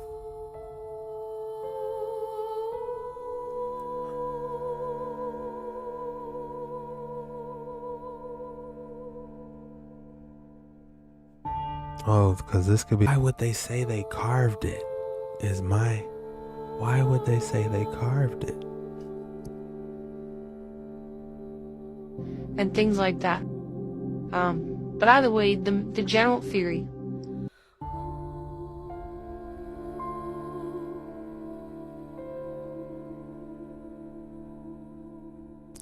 They're saying this is melted. Man, I missed this.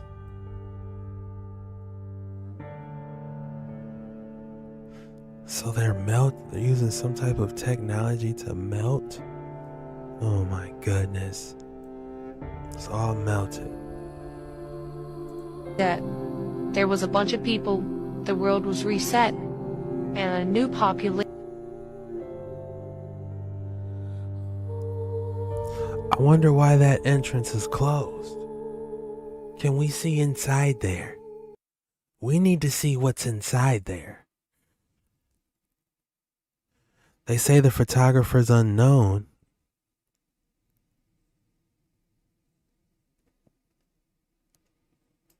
It was off one of those airships. Theory is that there was a bunch. What they teach us in history class. What they don't teach us in history class. Some things aren't adding up. Of people, the world was reset. Hey, we should know about the buildings. The victory columns. Yeah, I wouldn't be surprised if the Statue of Liberty was getting charged.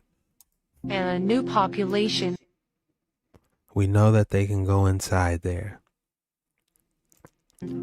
Began. And the city that we all live in today, the great cities like New York City, and San Francisco, all these different cities, they found them.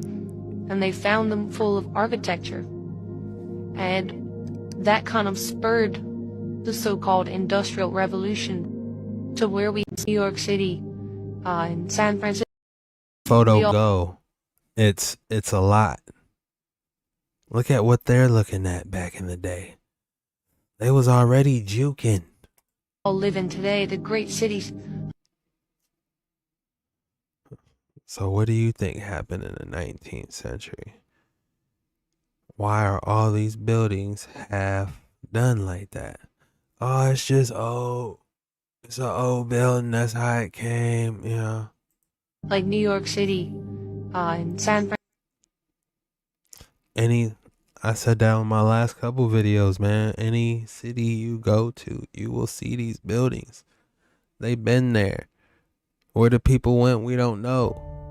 Because nobody's coming forth like, yeah, I built them. Surprise, you know? Francisco, all these different cities.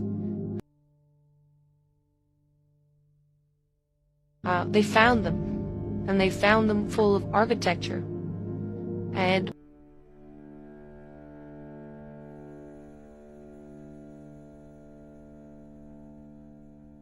where is this? This is out cold. Imagine cities filled with these type of buildings. Like, why knock them down in the first place? Just keep them up. Let us uke.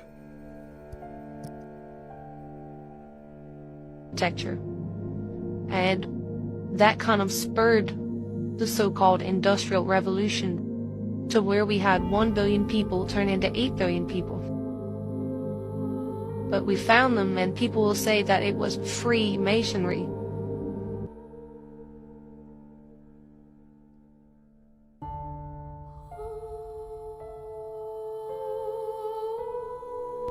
This chariot, man, they were on one, man. They probably just did that just to do it. You know? Industrial revolution to where we had 1 billion people turn into 8 billion people. They taking our bridges. They're trying to redo the bill. Yeah, they definitely couldn't have that. They said, oh yeah, we gotta redo that. Where is this? It looks like they just covered it up.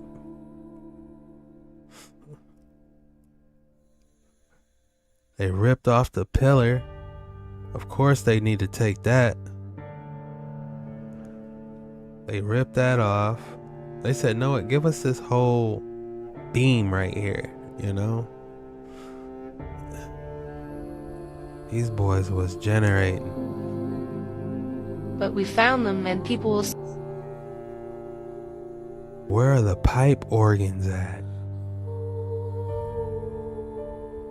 say that it was free masonry. They said those cathedrals were used for healing centers.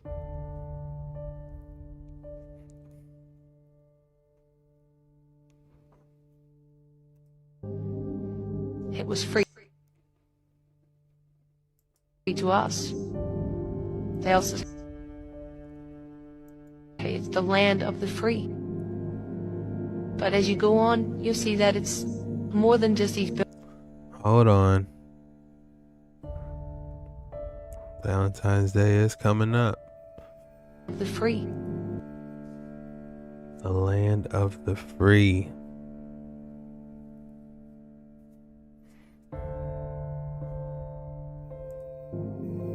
But as you go on,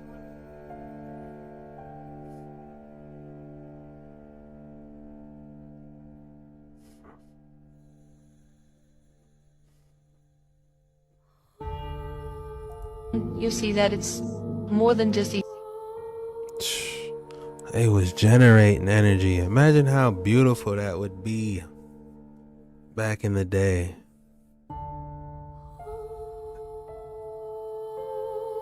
Buildings. In the 1700s, we see pictures of them using Hold on, let's go back. I'm not done.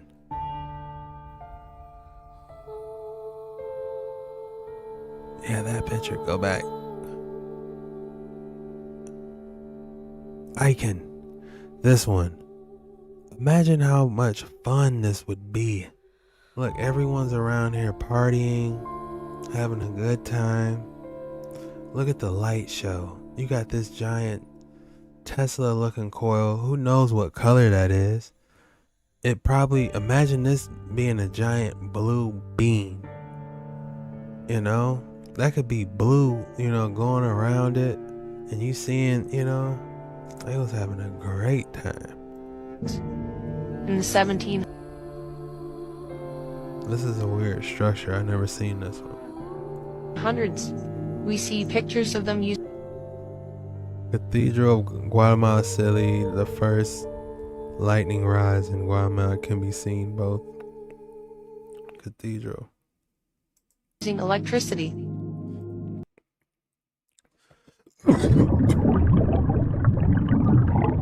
Jet, are you okay? Your inhaler is on the left. Adding albuterol to climate. Submarine is now 90% oxygen, 10% albuterol.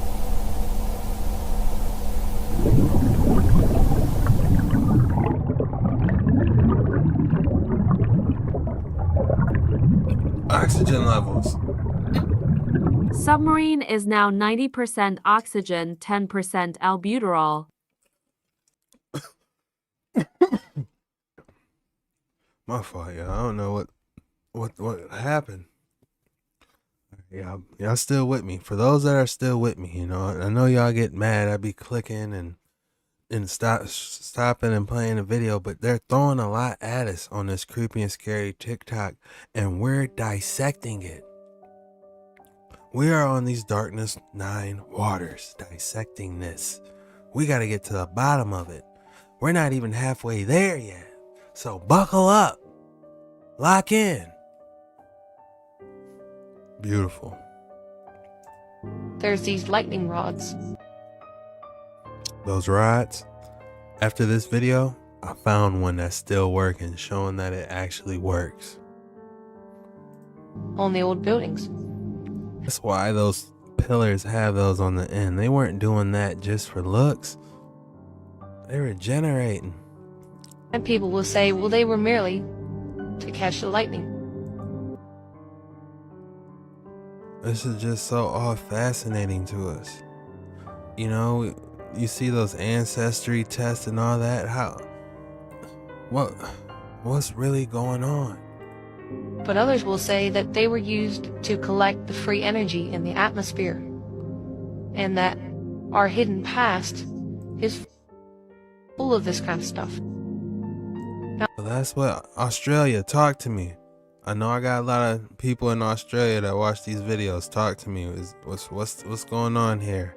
Y'all let me know something in the comments below. Do y'all really be viewing it like this? I mean, it looks similar, but just flipped around. I don't know. now there's more to it. Some people say the Now, since we here, you know, they speak about the pillars that they forgot.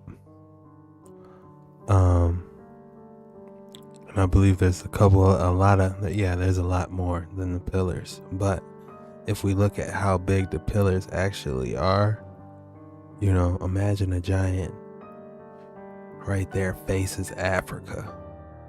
Then their body would have to come all the way down here. You feel me? You got the legs right there, the arms just dangling, and you just got the face just, you know, because that's just, you know, on the side of Africa. So just let that sink in for a little bit. This isn't big enough. You would have to make Earth a lot bigger. You know, I might have to make a course on this. I've been thinking about it. Let me know if y'all would like to see a more in-depth, you know, maybe with like 3D modeling. I'll include, you know, pillars, you know, maybe some writing to support all this. Maybe some manuscripts, artifacts, you know. Who knows? If you guys would be interested in that, let me know. But yeah.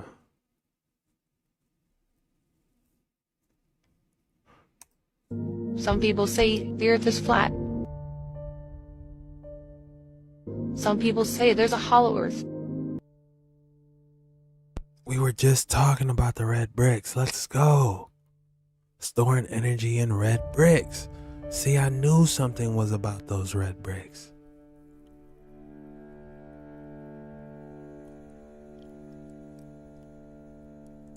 What type of red bricks, though? Were these mercury infused for entertainment purposes only? Don't come. It's over for your boy, man. Listen, we done found out what happened, what really happened, but please don't come for me. Storing energy in red bricks. These boys is getting reverse engineered, processed, and dissected through this entire clip. Everything's been a lie. Our whole reality has been false. Horse and wagon? No. Who built these mega structures? You know, it almost gives Tower of Babel a whole new meaning. If they were building these, then what were they building before? You know? Or maybe they was getting too good, you know, with this energy. Who knows? I don't know. Your thoughts below. Tell me what you think. You know, were they getting too good at building and, you know? I don't know. As you can see,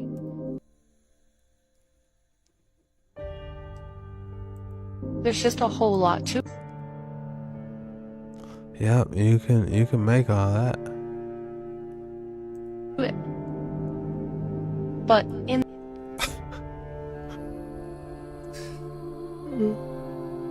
This is hilarious. Who made this? I see antennas. Wow. This might be my thumbnail. That is nuts.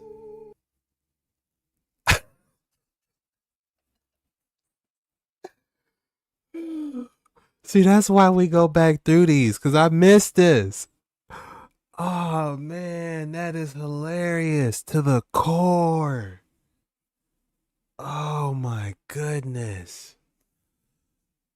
I see intent. I need that on a shirt. Oh, my goodness.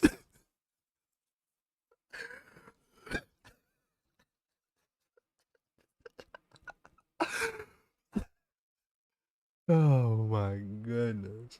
Ah, I needed that. In the end, you can call it. All right, the pyramid magnetic flow. Here we go. This is Darkness 9 Waters, y'all. I love it. I'm taking my time with this one. I'm sorry. It's a lot. It's a lot we gotta go through. But we're almost there. Hang in there with me, please. We're almost there. Oxygen levels. Yeah, we gotta wrap this up. What you want. You can call it Tartaria, and people will say, well, there's no proof that Tartaria existed, but there is. There's all these different maps, a lot of different old books. There's a lot of things that prove area. In the end, you can call it what you want. There go those light shows, man. That ether. What if trees played a role into this ether? You know, it's like the more trees they chop down, the higher the ether level probably rose. Like back in the day, the ether level is probably up to our necks. You know, we can breathe it in through our nostrils. You know, I wonder if mana plays a role into ether. But yeah, back in the day, they were like, look at this. It's like the ether levels was like low. So maybe it was a lot easier for stuff to get electrified versus it being in the towers now. That's just a theory. I don't know. I would love to hear your theories. Every time you guys give me one, I'm like, damn, man, I didn't even think of it like that. You know, it's, hey, we need to get together. You can call it Tartaria, and people will say, well, there's no proof that Tartaria existed, but there is. That kills me, but there is. Oh yeah. You look at any Capitol building, any type of, you know, building of significance, you better bet your buckle. Any type of important looking building, that's it. An old building. There's all these different maps.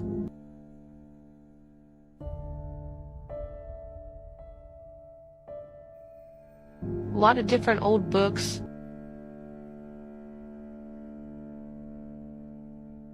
There's a lot of things that prove that wrong.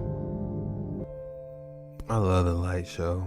I'm gonna find this book, y'all. Don't worry, I'm gonna find it. There was a Grand Khan of Tartaria. And guess what? What is the Grand Khan of Tartaria? Tartaria.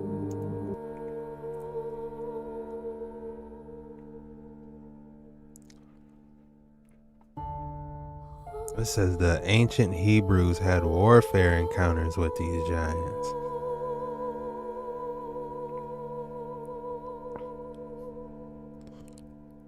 It's laid out. They had to go against Atlas. Dang. The Hebrews had to. Moses is fighting Atlas and Gilgamesh. I bet they was piecing them up back in the day. Come here, Gilgamesh. And guess what? When Columbus... There was references to global flood and the Epic of Gilgamesh. Man, who knows, man? Moses is probably piecing up Gilgamesh. Who knows, man? At this point. Came to the Americas in 1492. He was looking for the Grand Khan of Tartary. For a second, this kind of looks like E.T. That's crazy. I'm gonna find better in future videos. I'm gonna find these images and I'm gonna get better quality and zoom them in for us, and we're gonna really be able to dissect it, because, you know, I can tell that these pictures just don't do it justice. But nobody will tell you that.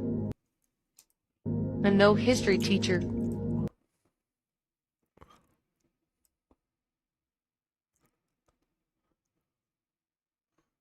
In 1492, he was looking for His story. That's crazy. They throw it right in our face. I was like, oh, you want to know history? His story. History. for the Grand Khan of Tartary. The Grand Khan of Tartary. That's what we need to do some more research on. Because what is that? Is that some type of super generator? But nobody will tell you.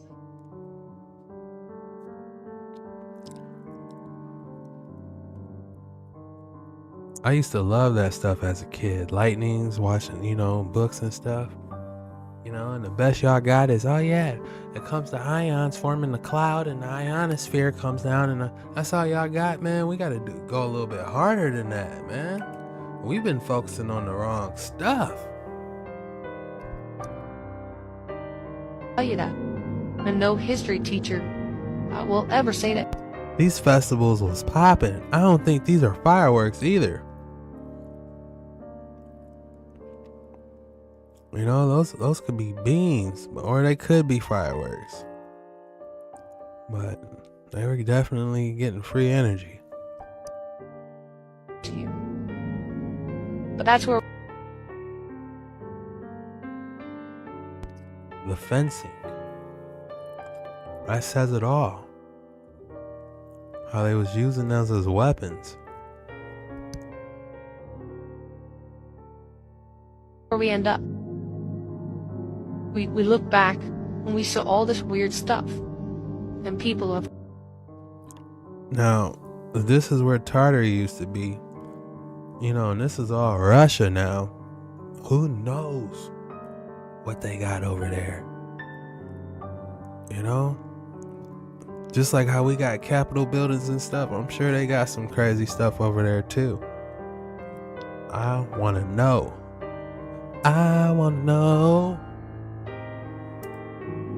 We look back and we saw all this weird stuff. And they say, well,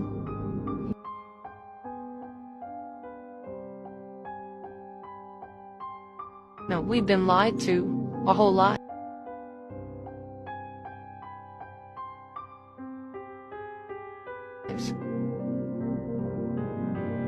If you go into any big city,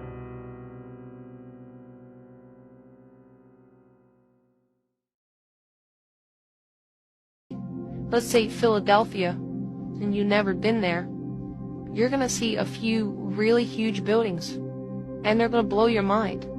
And you're gonna wonder, well, how the hell did they do that? And that's what everyone is asking.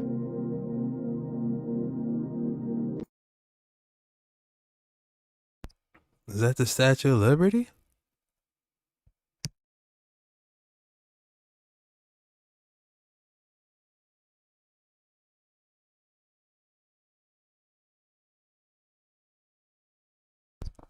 Alright, y'all, again, I had to analyze this. A lot was being thrown at us, but we definitely got a lot out of it. It seems like Christopher Columbus was looking for something, some type of grand scheme, some type of, it looked like some type of Tartarian generator by the looks of it. That's what he was looking on these darkness water nines. Man, these waters is deep.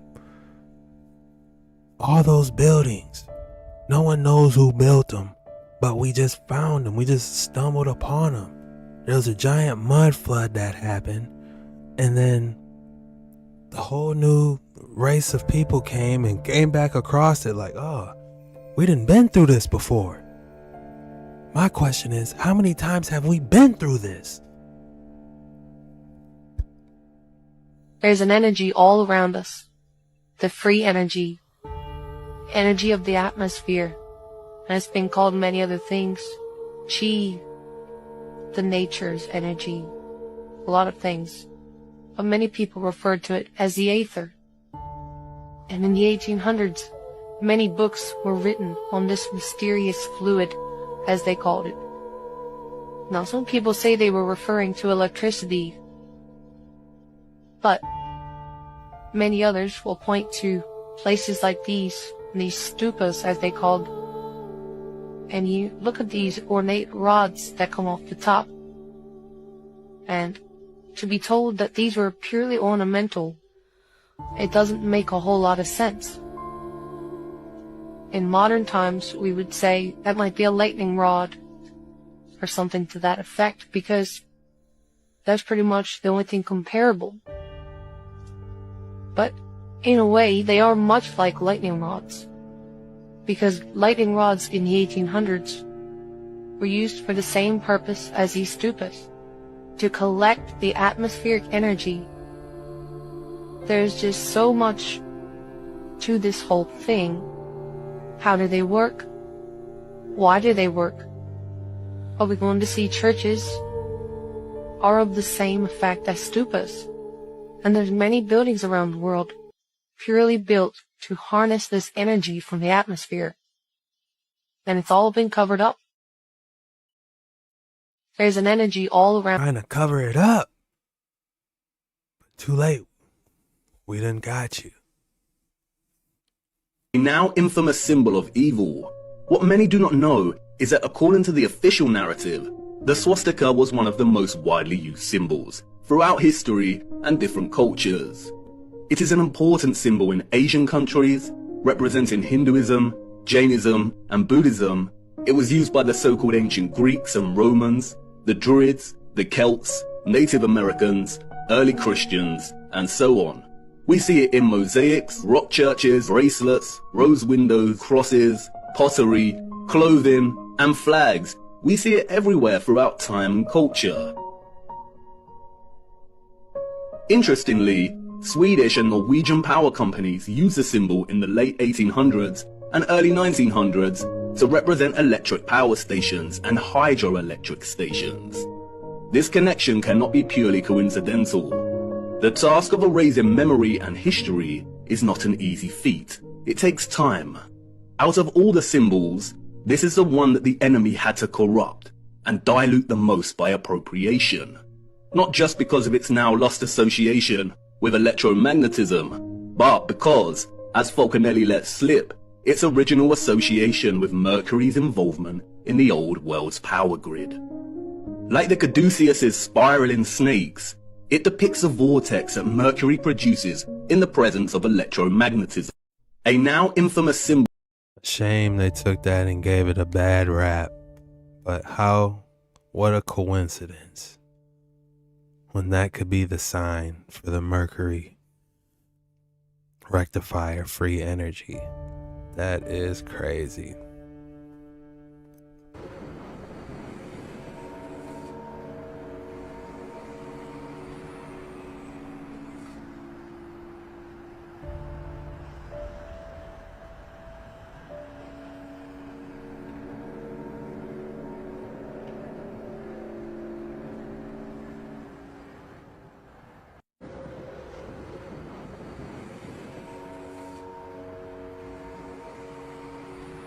You guys hear the noise it's making?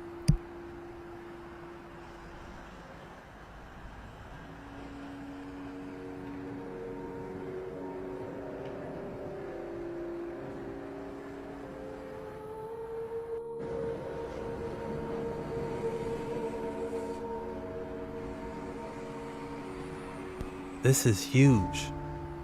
This is the last Aether? Is that how you say it? I could be saying it wrong. I've been saying ether. You know, I get that from Super Smash Brothers. Ether! You know, that's where I get it from. You know, Aether? That might be it. This isn't over. We're barely scratching the surface, I see. Endgame, we gonna make one of these bad boys. Break led this man to build a castle made of 1,100 tons of coral.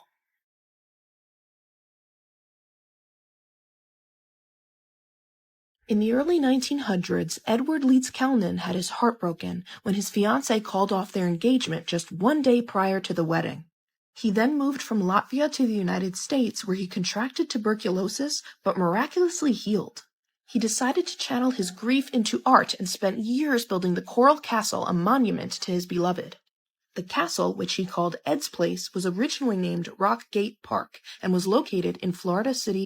Coral Castle is an oolitic limestone structure located in Homestead, Florida, and stands as one of the most mysterious architectural feats of the 20th century. Created single-handedly by Edward Leedskalnin from 1923 to 1951, this monumental structure weighs approximately 1,100 tons.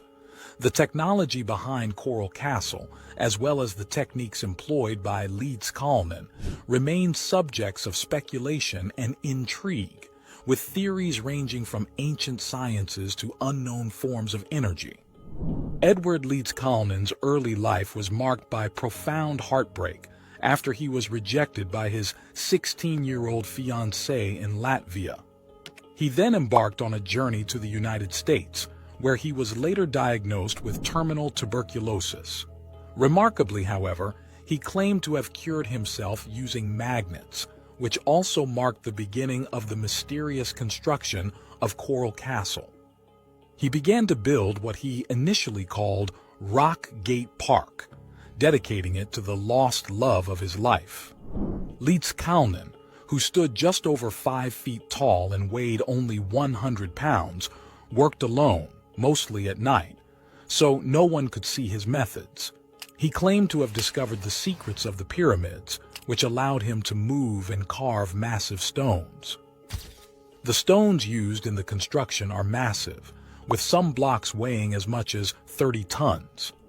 Stunningly, local teenagers who claimed to have seen Leedskalnin work at night described how they observed the massive stones moving as if manipulated by some supernatural force.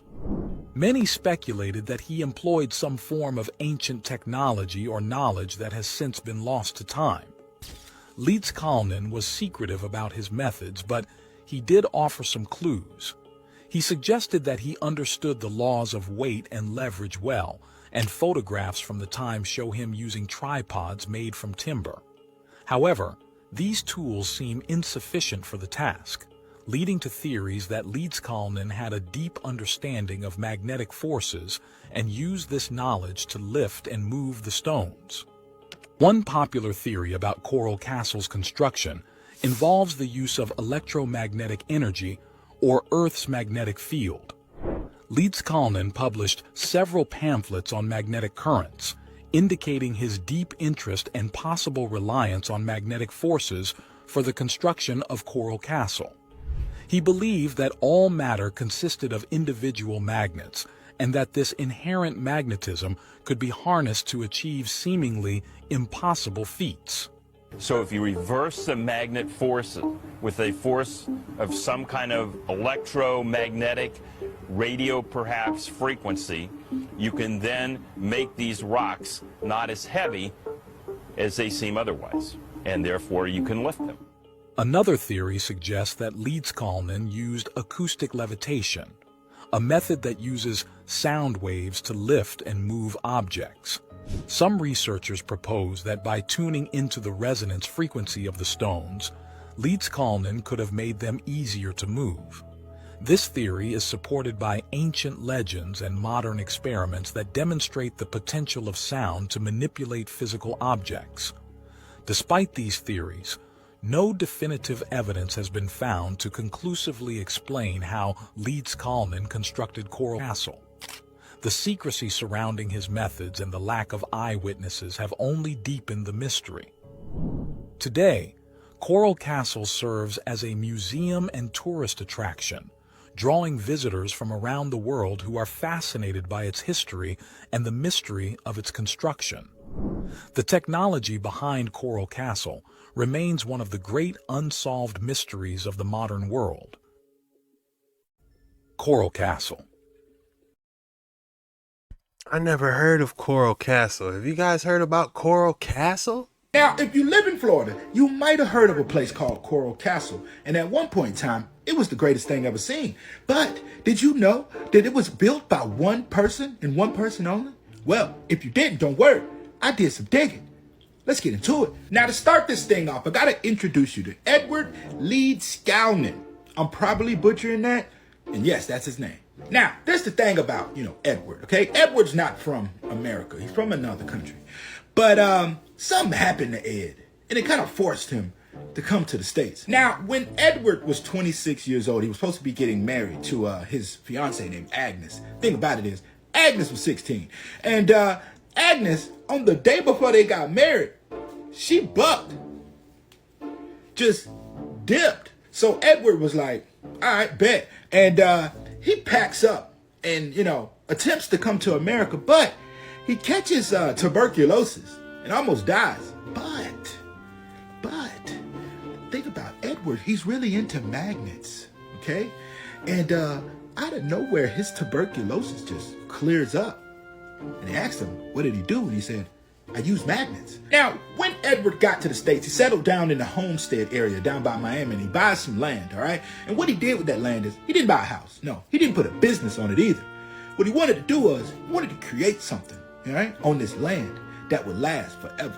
Now, the first thing he built, all right, was the actual castle, okay? And he named it Ed's Place, all right, when it was in the Homestead area. But this is all that, was there at first. Just the castle. Now, see, this is the thing about Ed, all right? Ed didn't want anybody to see him actually building this thing that he was building, all right? And he didn't want anybody to see how he did it, because still to this day, nobody really knows how he did it. But there was a couple of teenagers that kind of snuck on his property, and they said they watched him for a day build some piece, and they said he had blocks of, coral levitating as he was building this place. And when the kids snuck onto his property, that pissed him off a little bit, because he ends up, deciding to sell this property and moving this somewhere else. Now, I gotta backtrack a little bit. The first location was in Florida City, all right? Not Homestead. And he ends up moving it to a place called Leisure City, which is like an unincorporated area in the Miami area. But that's the thing, he ain't just leave it. Nah, he took this stuff with him. Everything that he had built, the castle, all this stuff he had been building for the last 10 plus years, everything here, he picked it up and moved it 10 miles to the new location. Now, this is the thing about this place, okay? All right? No more story time. He didn't use really any tools for this. He said he didn't really use tools. He used one thing. He used this positioner thing. All right, it's the only thing that he used to build this world of coral. Was one piece of machinery, one piece of apparatus. How? Now this is it. I showed this earlier, but this is what he used, some kind of positioner thing, and he basically would, because he's so close to the shore that he would literally gather up all the coil, structure it, and build things out of it. People still don't know how he did it. And remember when I said he cured himself from tuberculosis? He did it again. He got another severe case of tuberculosis and cleared it up himself using magnets. And I gotta throw this in here real quick, all right?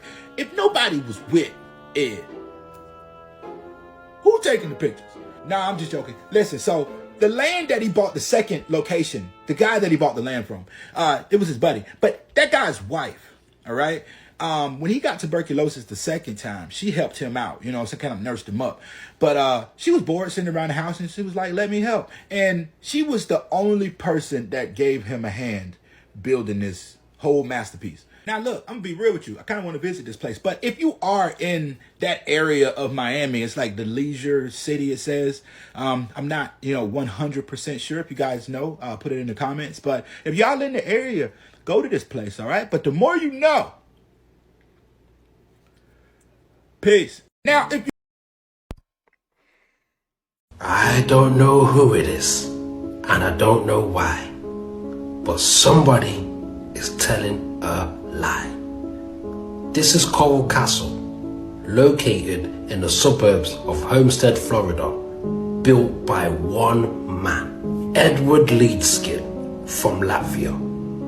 And I'm not sure about you, but I think that these guys find buildings and claim it for themselves. So you're trying to tell me one man single-handedly carved thousands of tons of limestone all by himself?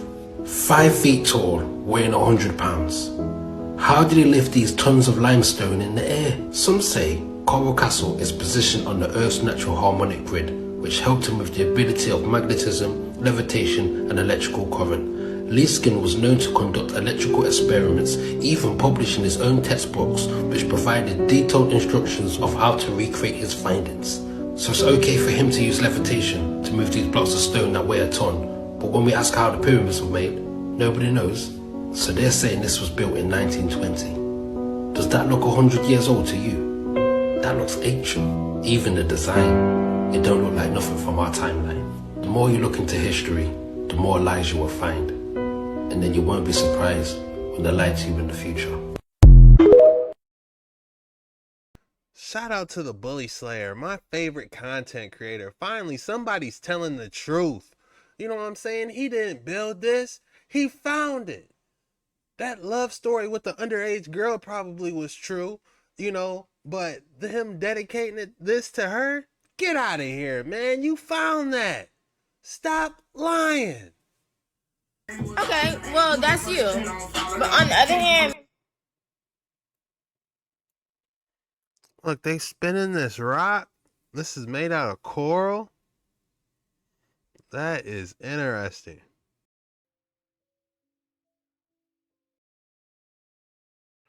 There's no way that this was built by one man. They must think we are fools to give...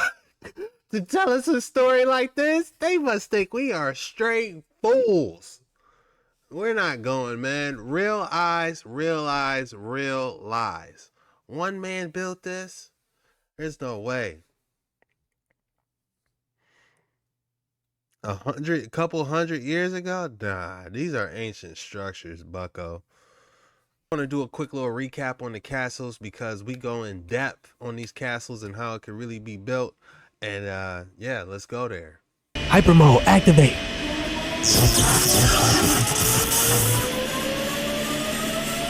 Going quantum. Quantum mode achieved.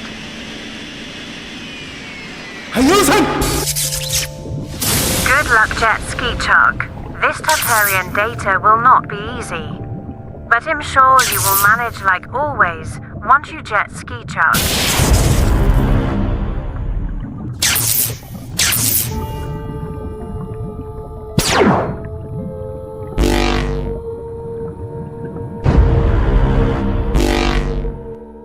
What's good, world? How fascinating was Tartaria? The old world. These are but just a few images. Just imagine the grandness, the technology that it would have taken to build such an empire. This creepy, strange, and scary TikTok reaction is for entertainment purposes only.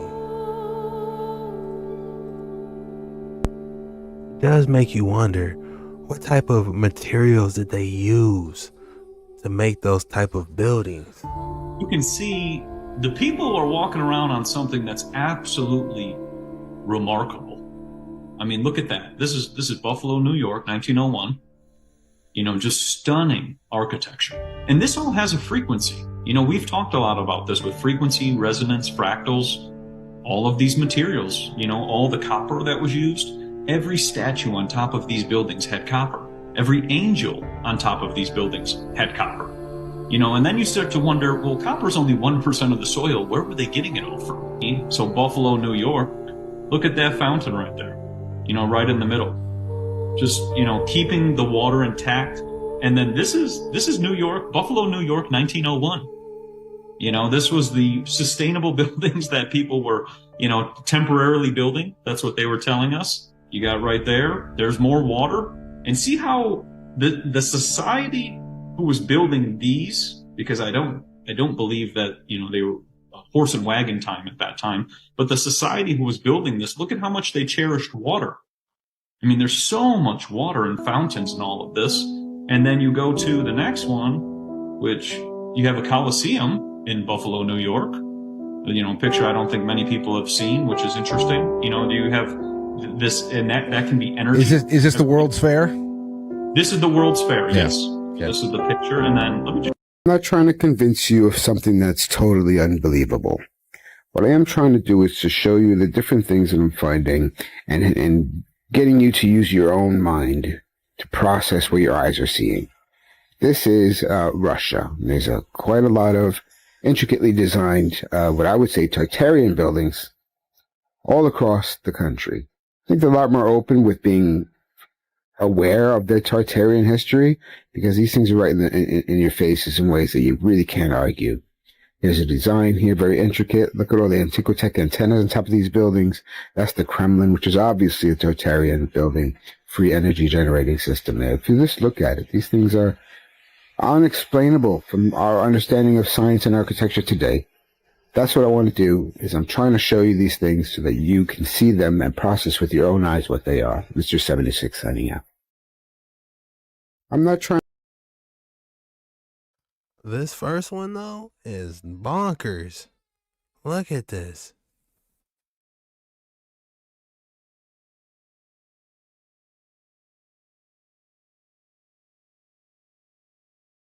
They got a picture of somebody on the front.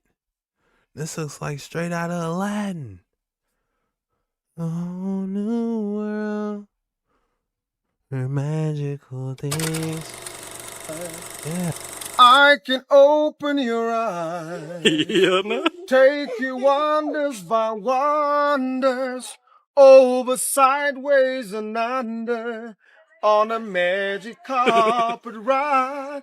A whole new world. A new fantastic point of view. No one to tell us no or where to go. I'm sailing on a dream. Unbelievable sounds, indescribable feelings, so retired grace revealing through an endless diamond sky. A whole new world, 100,000 things to see. I'll chase them anywhere. It's time to share. Let me share this whole new world with you. Yeah. Is that what you're telling me is in Russia? They hiding all that? The Tartarian Empire was a major world power. Hidden away from history, they were multicultural. In the 1900s, the empire was divided into Russia and other countries.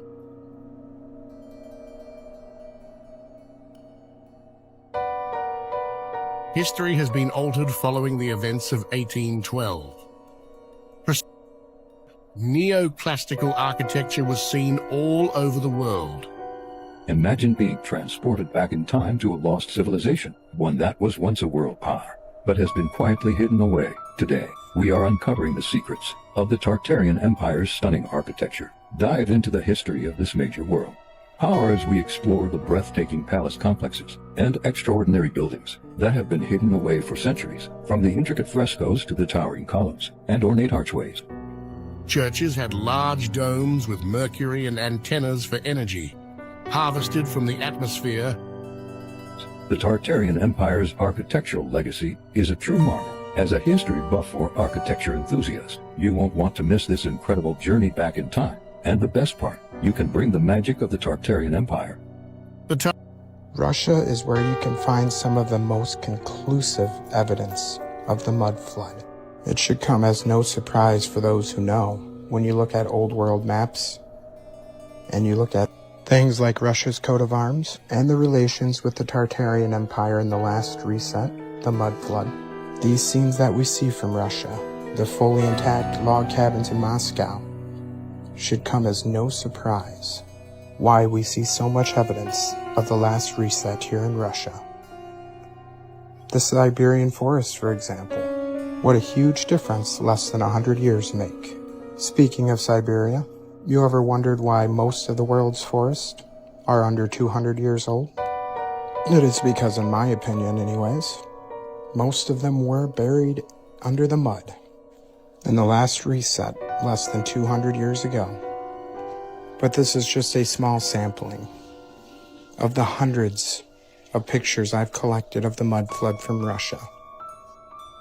And even more so, the thousands and thousands of pictures I've accumulated over the years from around the world. As I've said before, this is... Look, they still got the electricity running through the wires. I guarantee you, if they dug some more, they'll probably find 3 or 4 more layers if they kept digging. Who knows how tall these buildings were? This is realm-wide. In every country, in every continent, in nearly every city. Let me know what city or country you want to see next, and I'll see what I can dig up for you. Question everything, friends.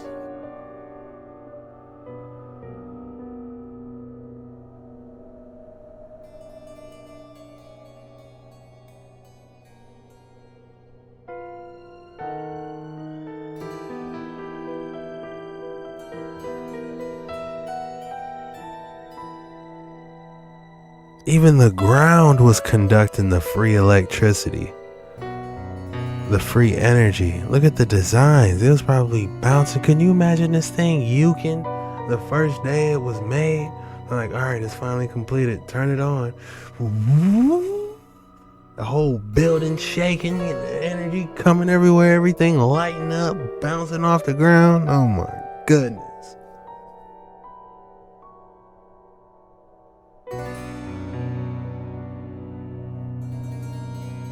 Where is this? This is in Russia?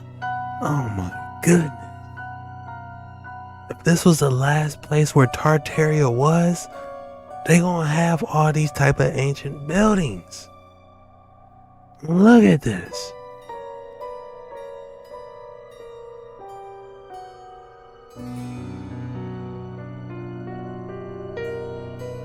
There's no way. Is this real? Can we get any confirmation that this is real? Any type. This is ridiculous. How come we aren't taught about this stuff? This is more impressive than the Eiffel Tower, if you ask me. So why do people keep bringing up, the Eiffel Tower? Isn't the Eiffel Tower one of the wonders of the world? This right here, if this is real, this should be up there. Nobody's talking about this.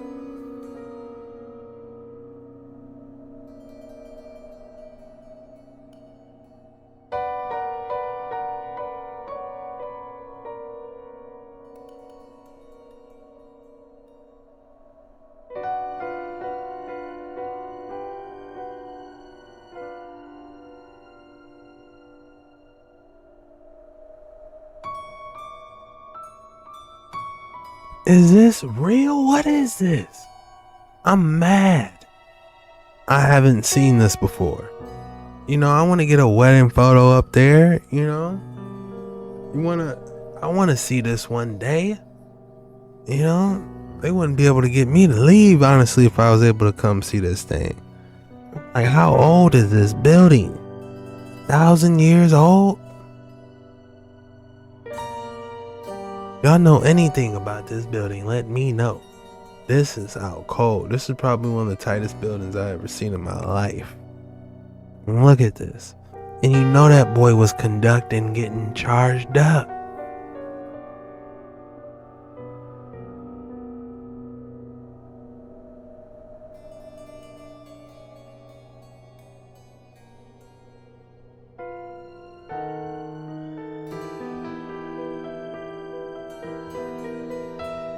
They got a bell sitting there just chilling. What? This is a big deal. They were supposed to get rid of all these bells, but they kept one. This is huge. We haven't even dove off into the bells like that lately. But I have a feeling we might need to. The frequency. We're going to talk about how this keeps the reptilians from shape-shifting. We're going to talk about that. But maybe we should.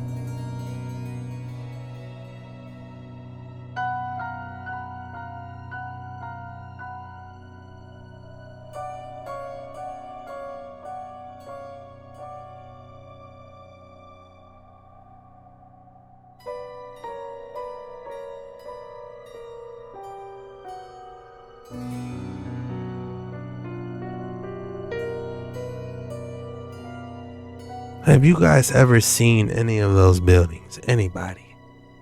Has anybody ever seen one of these buildings? And can we get confirmation if these boys are real or not? Because those are just shocking. And knowing what we know now, there's no telling how long ago they were made or who made them. We really don't know. I have my hypothesis of how they were possibly assembled, but we still don't know who made it or when.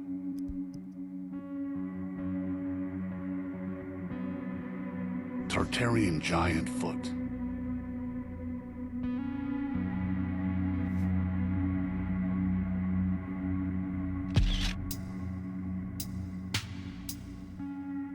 Hold on, are they trying to say this is a real foot in Russia, 1930?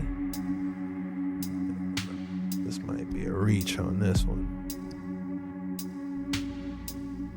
Tartarian giant foot.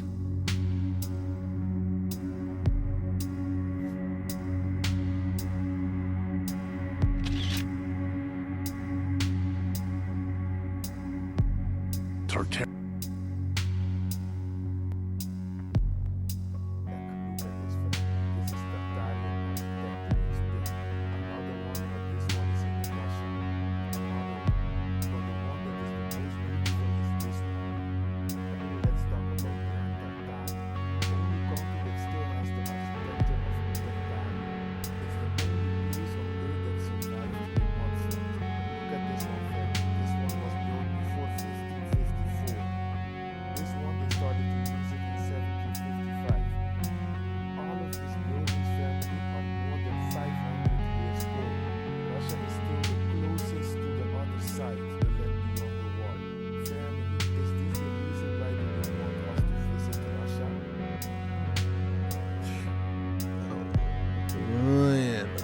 Buildings are nice. Man, very nice. I can see why someone might want to visit.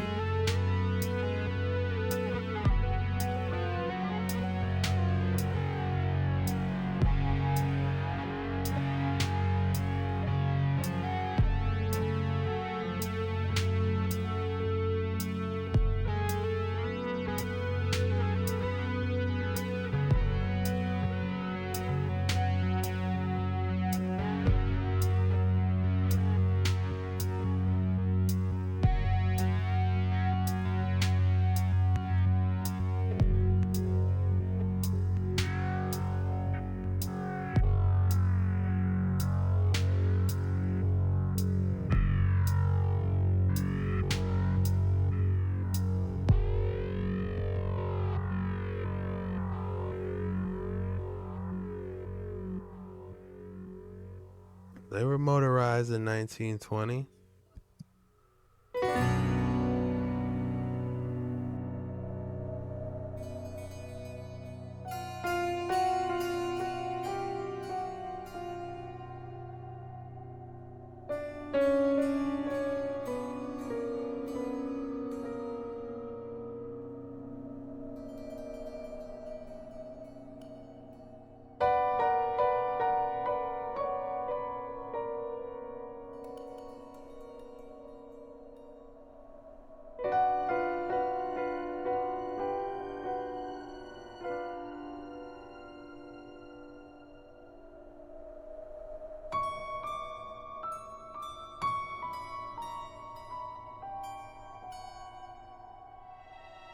Yo, what are these? They got the griffin below them? Is this some type of storage? If I had to guess, I would say these were energy capacitors, capable of storing the etheric energy throughout one another. Or it could have been their old cell phones. First glance, they got the griffin up under it. You know, they got me thinking about Harry Potter now. What's Harry Potter on with all these griffins, you know? They might have knew something. But this is interesting. What are these, coins? Where is this stuff?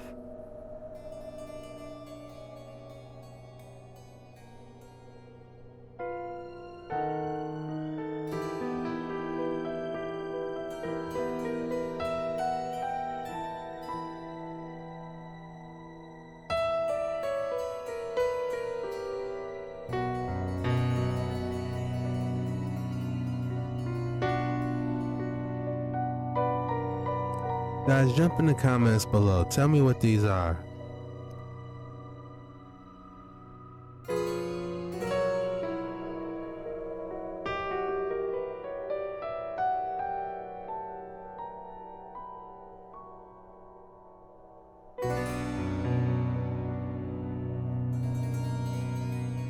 I need this book, man. Where are they getting these books from?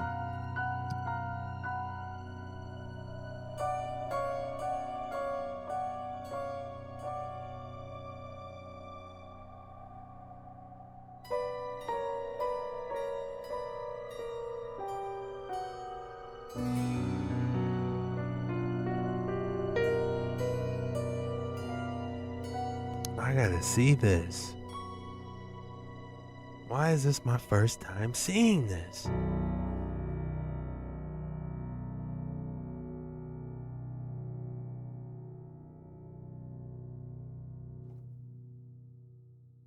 Pay attention to this magnificent building.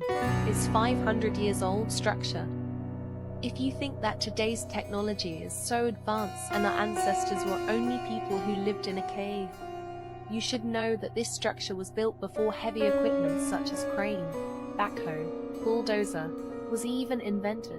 And the most interesting part is that today's equipments and technologies cannot duplicate it, unless it'll take decades or even centuries to build such detailed building with our modern tech, whilst the Tartarians built it within years.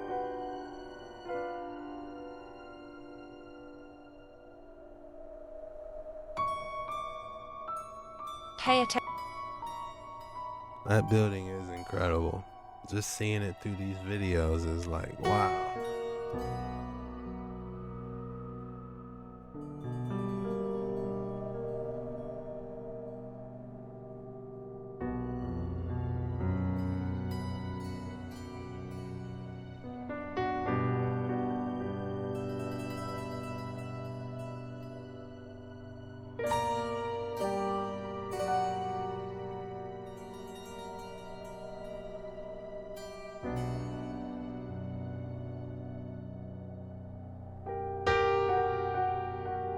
Look at this chair. Oh my goodness.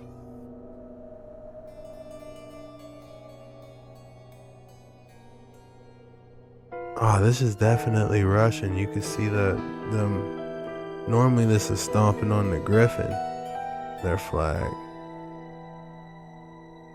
Wow.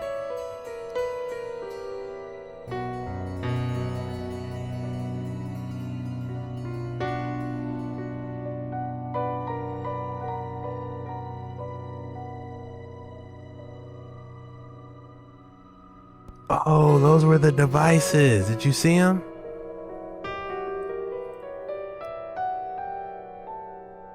Oh, and that ain't your normal. If you look, that's not your normal fireplace either. Man, there's so many gems in this place. Wow, they right next to it. They wouldn't be able to get me to leave. I'll be taking so many pictures, be up under it. I might lift one of them boys. Like a dinner serving just to see what's up under it, man. Look at the architecture on top.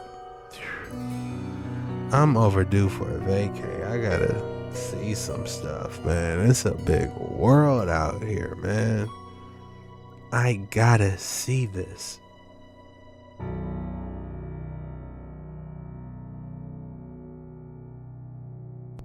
You guys know about them chimneys, but look at this vase. Oh my God, this gotta be the best vase I ever seen in my life. You know, and I've seen a lot of nice vases. I watch Kung Fu flicks. Even in Rush Hour, you know, for example, you know, Rush Hour, they was protecting these vases. You know, the Japanese and Chinese, they don't play about they ancestors' vases and stuff. But this is on a whole new level. They got a sculpture on it. You know, that boy probably made out of gold. Man, they went crazy. How much y'all think this boy here is worth, huh? This is nice. Very nice. They got the little present on there. Who is this for?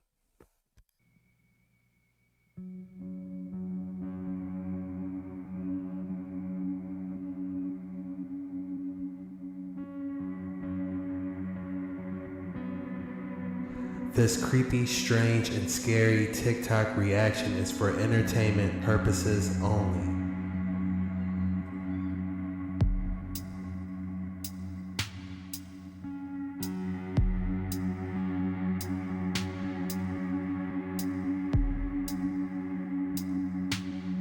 This building, this is where we gotta go, y'all.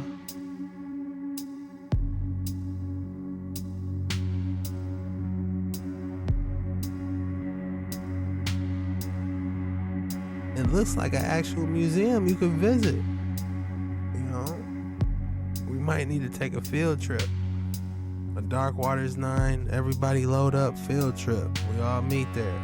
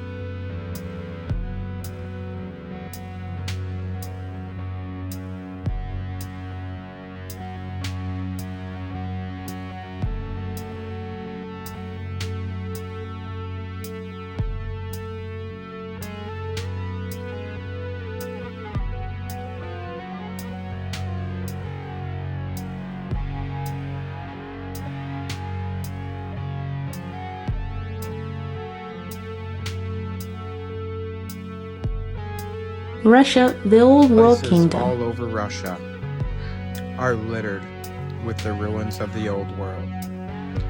Many still adorned with the Tell me that doesn't look like the Washington building. Look at me in my face and tell me this doesn't look like the Capitol building.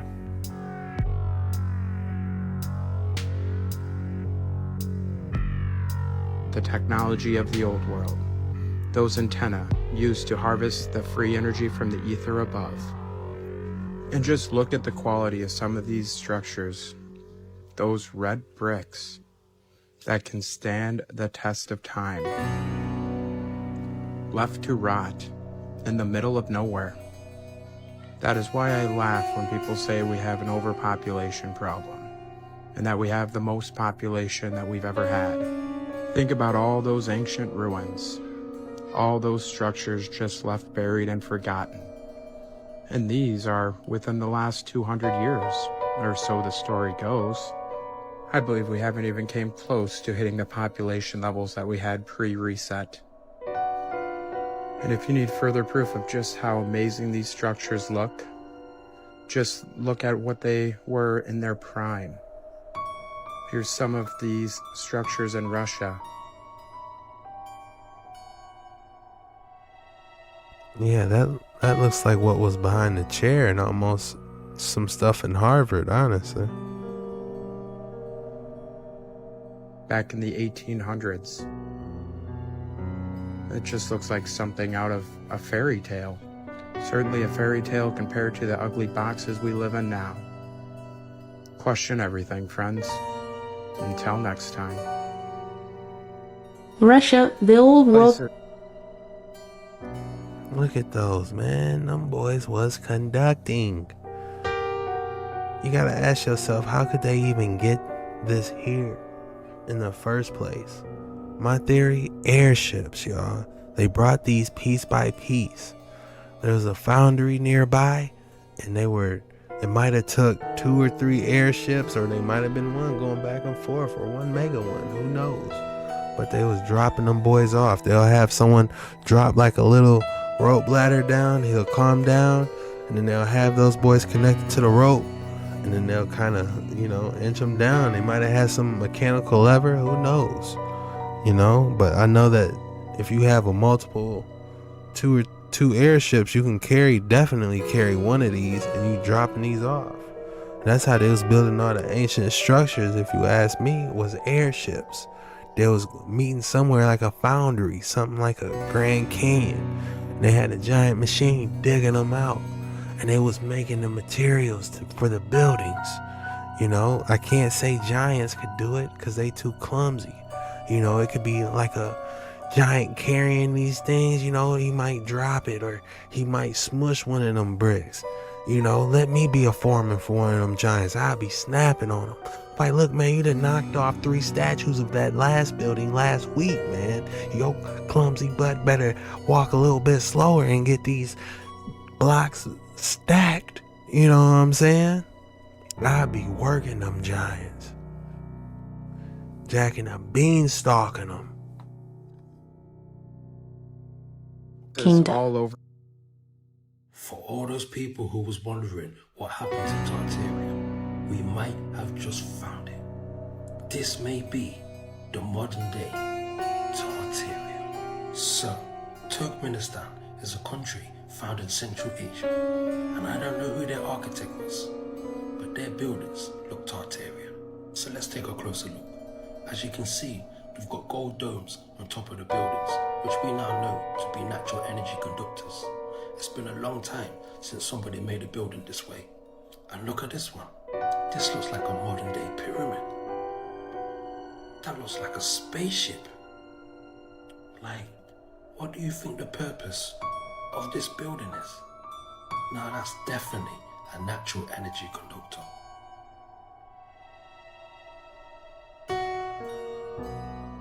So yeah, it's definitely one of those cases of we don't build them like that anymore.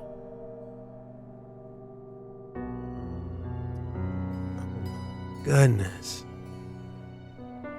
It's like the Tartarians are still here, and they just slapped that boy together while everybody was asleep. They said, oh yeah, we still here, but let us slap this one together just to let them know we still around. You know what I'm saying? This is incredible. I'm traveling to the strangest country in the world, a country where every building and car is required to be white in the capital. There is basically no Wi-Fi and all websites and apps are banned, but the weirdest part is that the city is full of these huge, lavish, eerie monuments with no people around. Welcome to Turkmenistan. I board my flight in Istanbul, and there's typically only one international flight per day into Ashgabat. The first thing I notice upon landing is that even the airport is built of white marble and gold, which seems a bit unnecessary but is beautiful. They required to have a pre-arranged visa and guide for the entire length of your trip, so my guide picks me up from the airport and I get my first look at all of the white cars in the parking lot. The hotel I'm staying at is a 3-star hotel and only $70 a night. Look at this place. It looks like a king's palace. There are hundreds of rooms at the hotel, and from what I... $70 a night? And it looks like you staying in a palace? Sign me up. No Wi-Fi? You know why there ain't no Wi-Fi? Because their signal can't get through. The Wi-Fi signal can't get through because they charging up off them buildings. Come on, y'all. Where y'all at, man? I gather there are only a handful of people staying here, which becomes a theme for the trip: luxurious, over-the-top buildings with no people. I still have so much more to see and explore here in Turkmenistan. Follow along as I share exactly what this country is like. Honestly, why do you guys think there's no one there? Honestly, if you get off the bat like me, off every single one of these videos, I'm off the bat, man. I don't get time to sit there, think, and process. No, we gotta move on these waters, you know? We jumping right into a reaction right after it. But let me tell you my thoughts on it. On this Turkmenistan, while nobody's there, because they found it.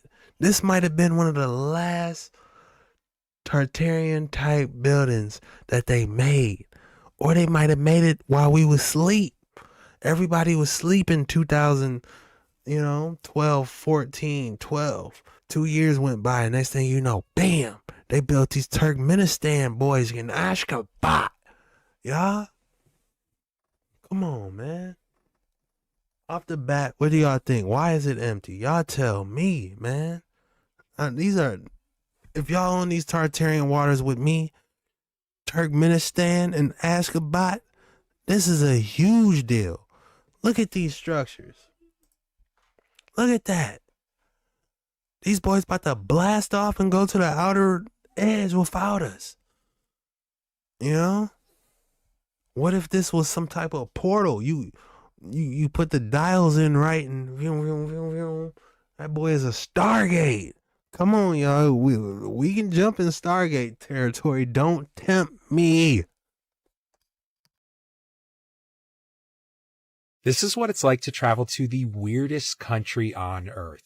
I am going to Turkmenistan, an isolated landlocked country in Central Asia. The first thing you need to understand is there is no internet here. Essentially, every website is banned, and I had to tell people I'd be out of contact for the entire length of my trip. You can't travel here without a pre-approved visa and pre-arranged tour guide for the entire length of your stay. In fact, the country only recently opened up to tourism after being completely closed since 2020. That's suspect. Calling this place strange is an understatement. The capital city is full of grandiose utilitarian monuments and virtually devoid of people. There is just an eerie feeling visiting these buildings with scores of empty stores inside, almost like a ghost town. It just felt like something was wrong and you couldn't say exactly what it was. Ashgabat is known as the city of marble, and every car has to be white or silver, and it's a crime to drive a dirty car in the city. This is no doubt the weirdest trip I've been on. Make sure to follow along as I shed more light on this very interesting country. While my first impression was just total awe of this country, I want to share what Turkmen people are actually like. Make sure to stay tuned for a deeper view into this country. What a mystery. That boy is empty. Honestly. What a mystery, y'all. I traveled to one of the least visited countries in the world as an American, and this is how I did it. Turkmenistan is known to regularly deny visas and gets just around 20 international visitors per day on average. The only way to travel here is by booking a tour with an official tour company. There are actually several companies offering the service, but the reputations vary. To get the visa, these tour companies apply on your behalf. The government is known to regularly deny people with no reason given, but the pattern suggests anyone with a social media following or ties to journalism usually gets denied. I somehow managed to get through and ultimately got a paper for travel. That allowed me to board my flight in Istanbul for the capital Ashgabat. Once I arrived in Turkmenistan, I then paid for the visa and got the official sticker placed in my passport. I initially thought I would need to have a guide with me. So they are being super careful of who they let in this country. You know, they like, hold on, man. What are you really trying to do? You trying to activate this sequence to turn these energy reactors on? Or are you just trying to ooh and ah and go home? The first one.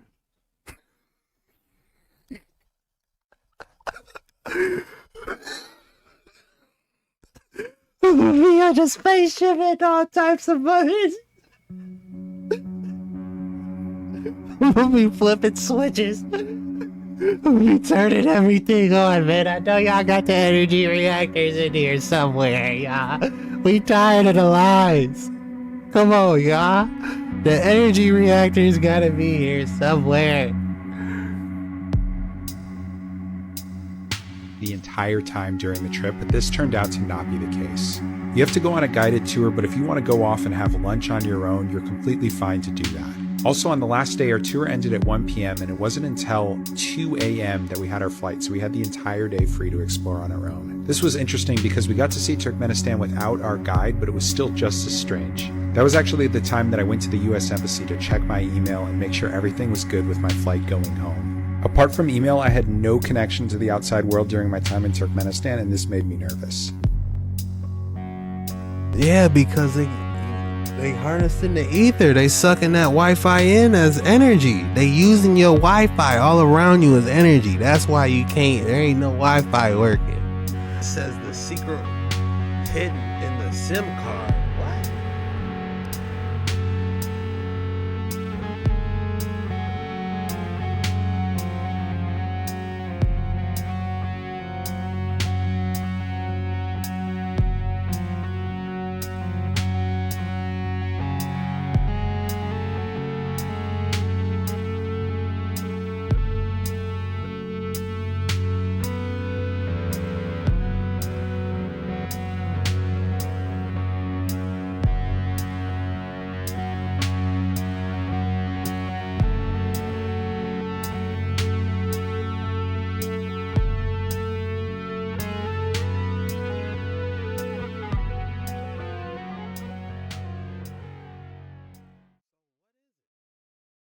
Is it like some type of nanotechnology? I don't get it, but it is interesting. Drop your thoughts below. That's a human. That's not human. It's not a human. The face is very first, but not sure.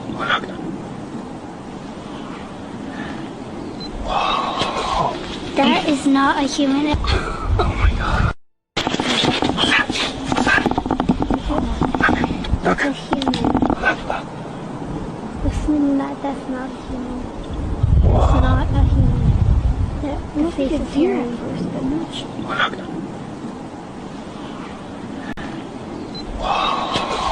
That is not a human. You can hear one of the little girls. You can hear one of the little girls say that is not a human. But it could be a deer just getting on his hind legs. You know, it's tough to see. They said a giant filmed. That's where he is right there. I don't know if that's a giant. This could be a deer, honestly. But that's all I got for today's video. If you made it this far, put castle in the video below. The code word is castle. So I just want to say thank you guys for watching this video, and I'm going to see you guys the same time, same place tomorrow. I might actually be trying to go live tonight, man. I'm not making no promises, but I'm going to try to go live, man. If you did want me to go live, drop in the comments what you guys would want me to talk about. Or you just want to hang out. That's cool. We can just hang out too, but I'm going to try to, man. I'll be pumping these boys out, man. And yeah, you already know, man. Shout out to the new members. The people are flooding in with the new membership. I got a buckled up bucko. I got the Dark Waters 9 Explorers. Y'all already know what's up. I'll put a link in the description so where you can choose what type of membership you want, and it'll help your boy out. Put the money back into the production company, some hot fly merch, some stuff on the website. I got some great ideas, and I'm going to do it all. Trust me, I'm going to do it all, but you know, your support helps, makes things a lot faster, and I'm grateful for all you guys, and thank you. It's your boy JetskiChucK signing out. Peace out.